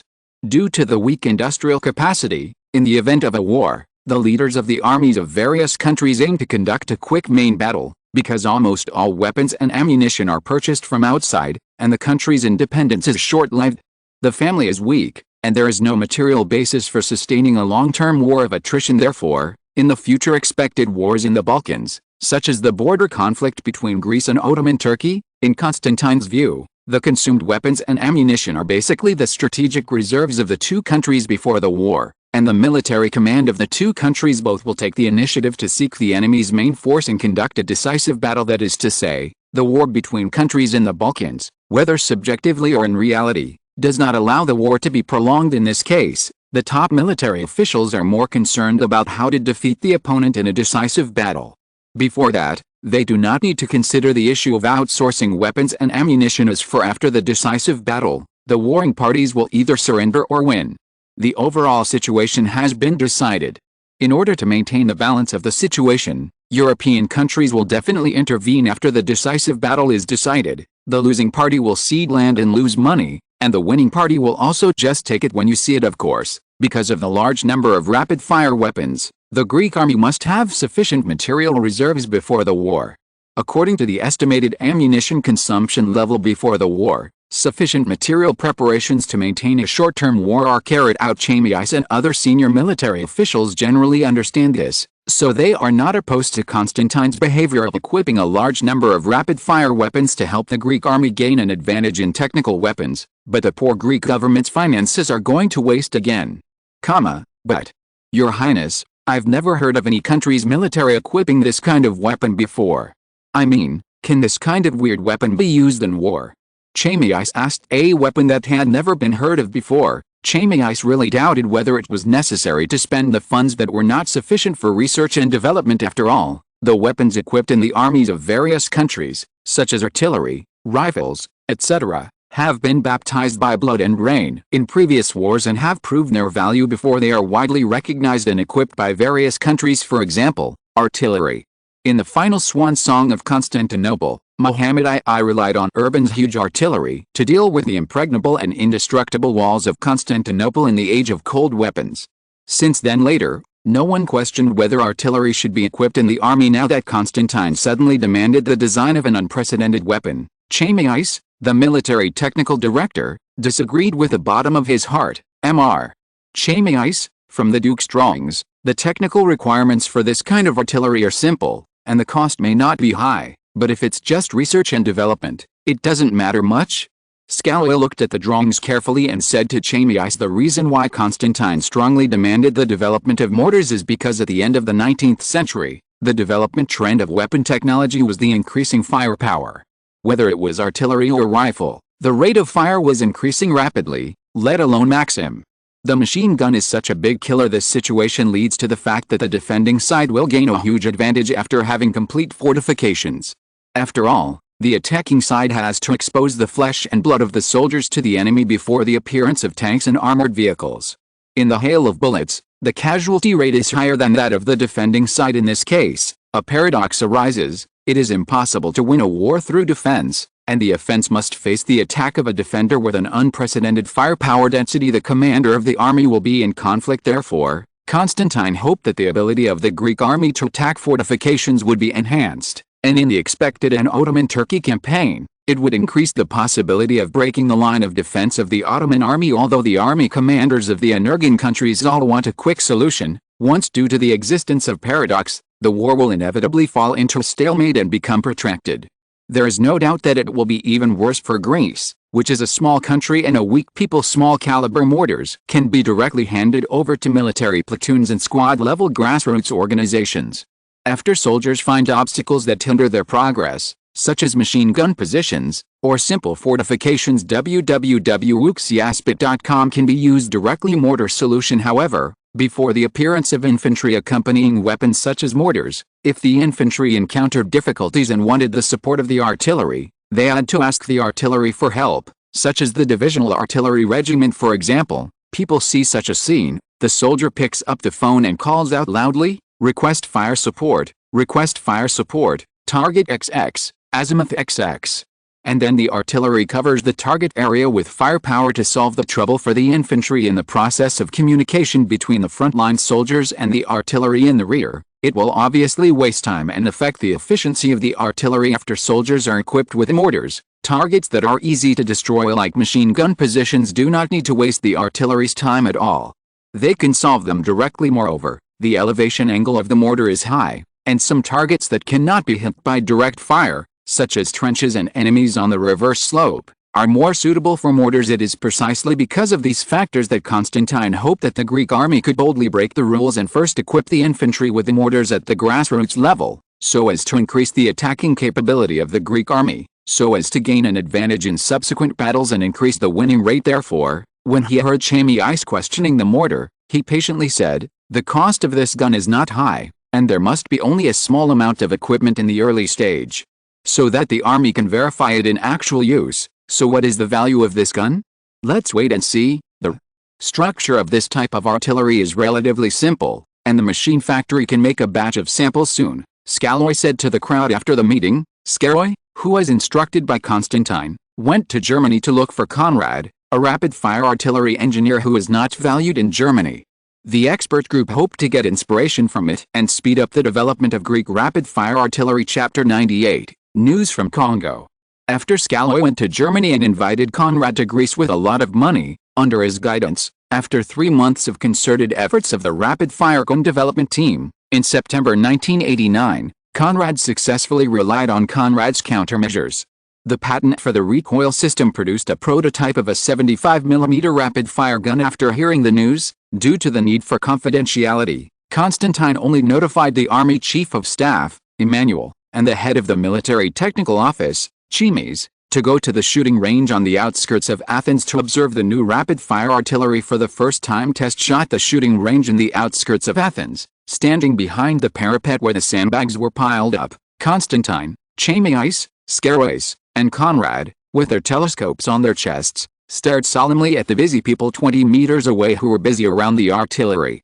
Artillery team. After the loader pushed a brass shell into the gun chamber, the artillery squad leader gave an order, the cannon roared, and the muzzle spit out orange flames. The 4 people watching the test shot quickly took off the sight glasses on their chests, only to see the shelling target marked by a white line a kilometer away, raising smoke and dust into the sky. The first test shot was successful. I saw the round barrel of the cannon, which was first pushed back by the back force for a certain distance, and then returned to its position. The 4 people who observed this phenomenon nodded to each other. Anyway, this reaction force system did work. Without manual intervention, the gun body of the artillery automatically returned to its original position, not as common in various countries now. Like the equipped cannon, the artillery must be manually pushed by the artillery crew to restore. This shows that Conrad's patent is indeed beneficial for increasing the rate of fire of artillery. After the successful first test firing, the artillery roared continuously and fired 3 shells in quick succession. There was no abnormality in the experimental artillery during this process. Even Conrad, who had already experienced several failed experiments in Germany before, was disheartened, and he felt uneasy at the moment, praying that he could succeed in the next test. The artillery squad leader trotted to the front of the parapet, and respectfully reported, "Sir, both the burst and 3 bursts, the test firing artillery is normal. Please instruct, how is it, Mr. Conrad? Can we continue the test?" Constantine asked. After getting a positive answer, Constantine instructed the squad leader in front of him, "The next test can be carried out, the limit rate of fire test." After getting feedback, the artillery team in charge of the test first picked up the gun brush to clean the gun chamber. After everything was prepared and checked, the limit rate of fire test of the rapid-fire gun began under the operation of the artillery crew. The artillery rumbled continuously and fired 30 shells in a row. After hearing the deafening sound of the artillery, everyone eagerly raised their wrists and looked at the watch on their wrists. It took only 1.5 minutes. Seeing this result, everyone was shocked. This rate of fire is several times that of the cannons that are commonly equipped in various countries today. After continuing to design several cannonballs, the artillery suddenly stopped roaring. Conrad's expression changed, and he secretly asked, "Is that really the case?" The squad leader of the test artillery team quickly walked to the bunker where everyone was, and said to everyone, "The test gun is abnormal, the hydraulic device leaks oil, and the recovery mechanism of the gun has failed. Please stop shooting." Although the test failed, everyone except Conrad was still very happy. It was really the performance of this gun's rate of fire, which was too eye-catching. The fly in the ointment is that after a short period of full firepower, the artillery malfunctioned. After Conrad's reaction force system technology proved its great effect on increasing the rate of fire of artillery, although there were still flaws, Constantine and Chamiis decided to buy the technology for 500,000 drachmas. After witnessing the jaw-dropping performance of the rapid-fire guns in full force, with the full support of Constantine, Emmanuel and Chamiis, The rapid-fire gun research and development team received the unanimous support of 3 people. And the funding application green light. All the way, the biggest difficulty faced by the R&D team is that the problem of oil leakage in the hydraulic system cannot be solved for a long time. The entire R&D progress is stuck here, and it can't go further. It seems impossible to break through the technical defects of Conrad in the short term. The development of rapid-fire guns inevitably slowed down when Constantine was troubled by the unfavorable progress of research and development. The Tatoi Palace welcomed 2 guests who Constantine was eager to see: Banning, the governor of the Congo, and the current main person in charge of Greece's military force in the Republic of the Congo, Cloth. Rooted in the garden of the Tatoi Palace, Constantine received 2 of his henchmen who were far away from Africa. Looking at the 2 people who were obviously different in temperament and appearance, Constantine said in a sincere tone, "Thank you for your hard work. To be honest, the 2 of them are extremely responsible for the current situation in Ganguo from the very beginning of Constantine's plans for the Congo region. Banning has been by his side to advise him. After the Berlin Conference, he went to Africa to manage this resource-rich land of hope for Greece under his own orders. Brute also traveled across the ocean to assist Banning in stabilizing the local situation in Congo. It is thanks to the efforts of these 2 people that Congo can become a stable source of raw materials and some commodity markets for Greece." Banning www.wuxiaspit.com. "Tell me about the current situation in Congo," Constantine asked impatiently. Although Banning often reported government affairs to Constantine, the king of the Congo, through telegrams, it was only cold words after all. How could there be such detailed first-hand information? "Yes, Your Highness, Congo has entered a stage of stable development. The annual import and export trade has reached 3,700 million francs, and the Congolese regional government has been able to make ends meet," Banning said proudly. "Among them are mainly primary commodities such as gold, ivory, rubber, copper ore, palm, and opium, while the imported commodities are mainly industrial products from Europe and the United States, such as cloth, ironware, medicines, etc. Since the news of the gold mines in the Congo region spread, Congo has also become a place where gold diggers from all over the world poured in. So far, many people in Greece have gone to the Congo colony under the temptation of gold, so that the original historical time and space among them, the Greeks' eagerness to immigrate to the North American continent, has been affected with the efforts of these crazy gold prospectors. The total amount of gold exported from the Congo region in 1888 reached a staggering 1,000 kilograms. Among them, a considerable part of the gold was mined and dug privately without the consent of the Congolese authorities. Moreover, the momentum of this kind of gold export is still increasing rapidly, and Constantine, out of the idea of rapidly developing the economy of the Congo region, not only did not curb this serious gold rush, but secretly contributed to the flames, because Constantine understood that for Greece at this time, the most important thing was the threat from Europe. As for the disorderly mining of precious gold resources in the Congo region, that is something that needs to be solved in the future. As long as the gold flows out of Congo, the 10% tax is paid. Chapter 99, Congolese Army. As for the so-called opium exported from the Congo, it was not used for medicinal products, but the drug company managed by Nina entrusted the Greek Congo Corporation to plant it for the extraction of medical morphine. Morphine is widely used in medical treatment because of its special analgesic and narcotic effects.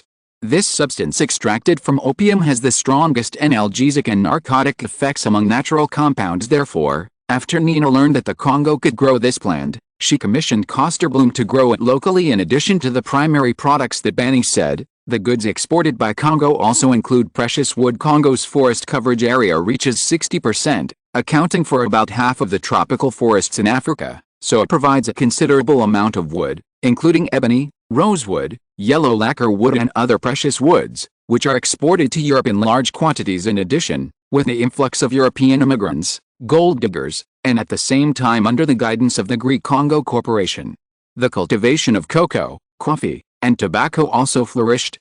These commodities were not only exported to Greece, but also to exports from other countries on the Mediterranean coast have thus become one of the important financial resources of the Greek Congolese Corporation. It can be said that it was precisely because of his control of the Congo that Constantine approved of Trikoupis' huge loan scheme. Otherwise, the huge debt of 600 million drachma, the annual interest alone can make the Greek government breathless. Since your Congo region is on the right track, then some things can begin. Constantine looked at Brute and said, "How many troops do we have in the Congo Valley?" Brute, Since he was sent to the Congo by Constantine a few years ago, Brute has been staying in Africa. Based on the 500 royal guards that were transferred to the Congo at the time, he executed Constantine to draw the natives to serve as an army and maintain local order through rotations over the years. The local Greek army still maintains this number. So far, there are about 5,000 troops in the Congo region, Brute replied. After all, he stared at Constantine to check the reaction. That number is not enough, Constantine said. In 3 years, Brute, you must have a colonial army of no less than 50,000 people in the Congo. Hearing this number, not only Brute, but Banning was also surprised. After all, the current Greek army has a total of about 50,000 people, and now it is necessary to organize a colonial army of 50,000 people in Africa alone. In a way, this is almost to reorganize an army. You also know that the conflict between Greece and Ottoman Turkey is extremely sharp. Especially after the recent influx of Greek goods into Asia Minor, the frequency of Greek businessmen encountering troubles in Ottoman Turkey has become more and more frequent, Constantine said with a serious expression. With the development of Greek industry, more and more Greek commodities appear in the market of Ottoman Turkey. As the so-called close to the water, first served month, due to Greece's favorable geographical location, some of Greece's commodities are highly competitive and will inevitably touch cheese that was originally a commodity in other countries, such as the British, French, German or Italian commodity markets. These businessmen used bribes to bribe some local officials and deliberately embarrassed Greek businessmen. For example, the original cotton growers on the coast of the Aegean Sea in Anatolia originally sold cotton to British and French merchants, and then processed it into cotton cloth in Britain and France, and sold it to Ottoman Turkey. Before the appearance of Greek cotton cloth, this business model has become the norm due to the advantages of Greece in terms of geographical location and labor costs. There is a tendency for Greek businessmen to replace the original roles of British and French businessmen, which threatens the interests of others and naturally attracts hatred. In addition to the embarrassing position of the Greeks in Ottoman Turkey and the status of the conquered Greeks, those Ottoman officials turned to arrogance when confronted with the Greek merchants, unlike the cautious and respectful attitudes they faced with merchants from other European countries. Hold high all of these. The possibility of military conflict between the two countries is increasing. 4. Officers who are in short supply, you can apply to the Athens Military Academy. Your time is very tight, Constantine said to Brute. In fact, the daily cost of a colonial army of 50,000 people is not high. The biggest cost is the full-body equipment prepared for these soldiers, such as military uniforms, rifles, boots, etc. As for food prices, the Congo region is rich in food, such as rice, cassava, etc. The price is low. The cost of maintaining an army of 50,000 people in Congo is far lower than the cost at home. Also, Brute, these officers who go to the colonial army to serve, you should pay attention to their emotional problems. Officers with serious racist emotions must be prohibited from entering the indigenous army. When recruiting officers, pay attention to the difference. Understand. These black troops will also be on the battlefield in the future war between Greece and Ottoman Turkey. They should be respected. Understand, respect. Speaking of this, Constantine turned to Banning and said, you Congolese government should also be careful in the management of the local area. I hope you can respect the customs and habits of the local people, instead of being complacent all day long. The stability of the Congo is very important to Greece. Do you understand? Constantine said to the two. But, Your Highness, will such a large number of indigenous troops threaten us? Banning said. Banning felt a little uneasy that 50,000 natives would soon appear in the area under his jurisdiction, and they would be armed with rifles and other weapons from Europe. If they start a rebellion, it will be troublesome. This is indeed a hidden concern. In fact, the conflicts between the European colonists and the local people have always been acute. This is not a problem that can be solved simply by respect. After all, Congo is not only a colony of Greece, but also a public colony of various countries. After all, Greece is only a manager chosen by various countries. Therefore, for those businessmen from other countries, the local government of Congo has limited prestige and limited constraints on them. Take the fiery gold mining in the Congo area for example. European colonists often hijack the local indigenous people and force them to work in the gold mines. In name, they are hired, but they are actually slaves since this kind of thing is very frequent, and gold mining does require a lot of labor. Banning usually turns a blind eye to this kind of thing. There is also the rubber industry in Congo, which also requires a lot of labor to tap rubber in rubber plantations, wild rubber forests. It is conceivable that black labor is still used. The local black people have always harbored a strong hatred for these foreign colonizers. When tens of thousands of heavily armed black troops suddenly appeared, why didn't the Congo region suddenly become chaotic? Hearing this, Constantine frowned. Since he didn't know the specific situation in the local area, facing this threat, he had no idea for a while. Actually, it's not that there is no way to solve this hidden worry, Brute said suddenly. Chapter 100, Big Army Move. The social structure of the local people in Congo is still tribal, and the local chiefs hold the power. The relationship between different tribes is relatively indifferent, Brute said. Brute has also studied this issue since he got Constantine to call in a large number of natives into the colonial army. As long as we try to avoid a situation where soldiers from local origin are stationed near their own tribe, that is, to advocate serving in other places, the so-called risk of rebellion can be effectively avoided. This is indeed a good solution to the hidden danger of a large number of indigenous soldiers entering the colonial army. Both Constantine and Banning agree. At the same time, in order to maintain the safety of the trade route between Congo and Greece, it is better for you to buy a few warships than Congo, Constantine said to the two after Banning heard the words. He pondered for a moment, and said in a difficult way, "Your Highness, I'm afraid the Congolese finances can't support the cost of building a fleet, unlike the army. The army has no problem with illiterate soldiers when the requirements are not high. Let a soldier shoot a few bullets and practice walking in a queue. Even if he barely becomes a soldier, the cost of the navy is much higher, and the cost of warships is high.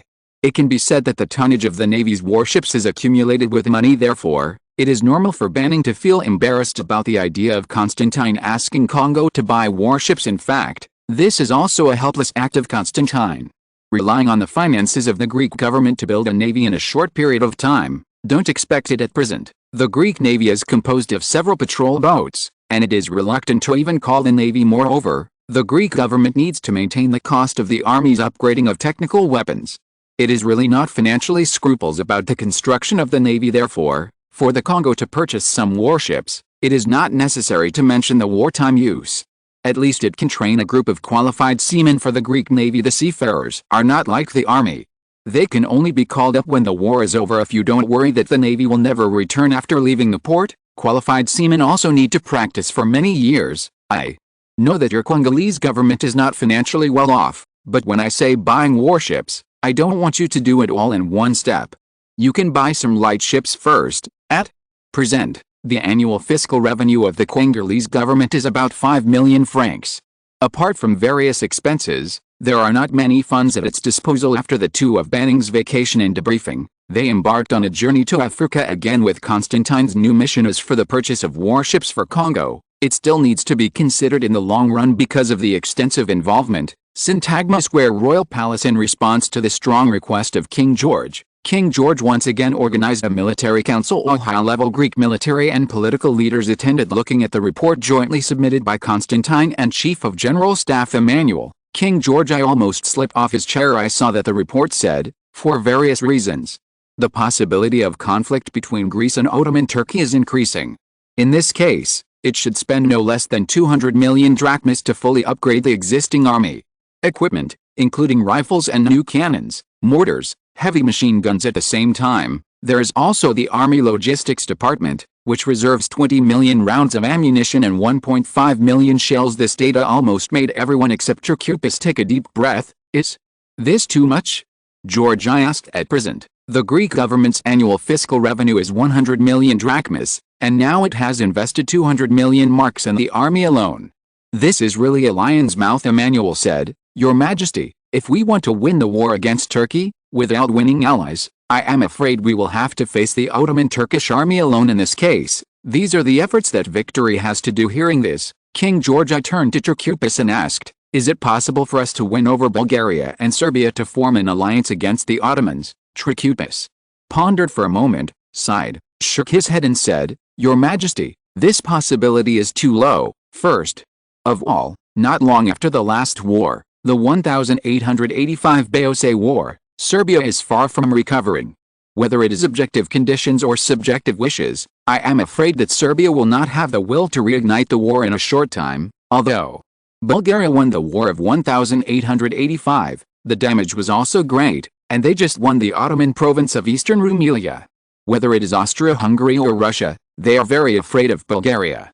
In this case, I am afraid they are also. I don't have the will. And for the sake of maintaining stability in the Balkans, Britain and France will not watch us form an alliance against the Ottomans. Once the alliance wins, it is likely to stimulate the Russians, Europe. At this time, since the Russo-Turkish War in 1878, is bathing in a rare peace period in European history. www.wuxiaspit.com. From a global perspective, the contradiction between Britain and Russia is the main contradiction.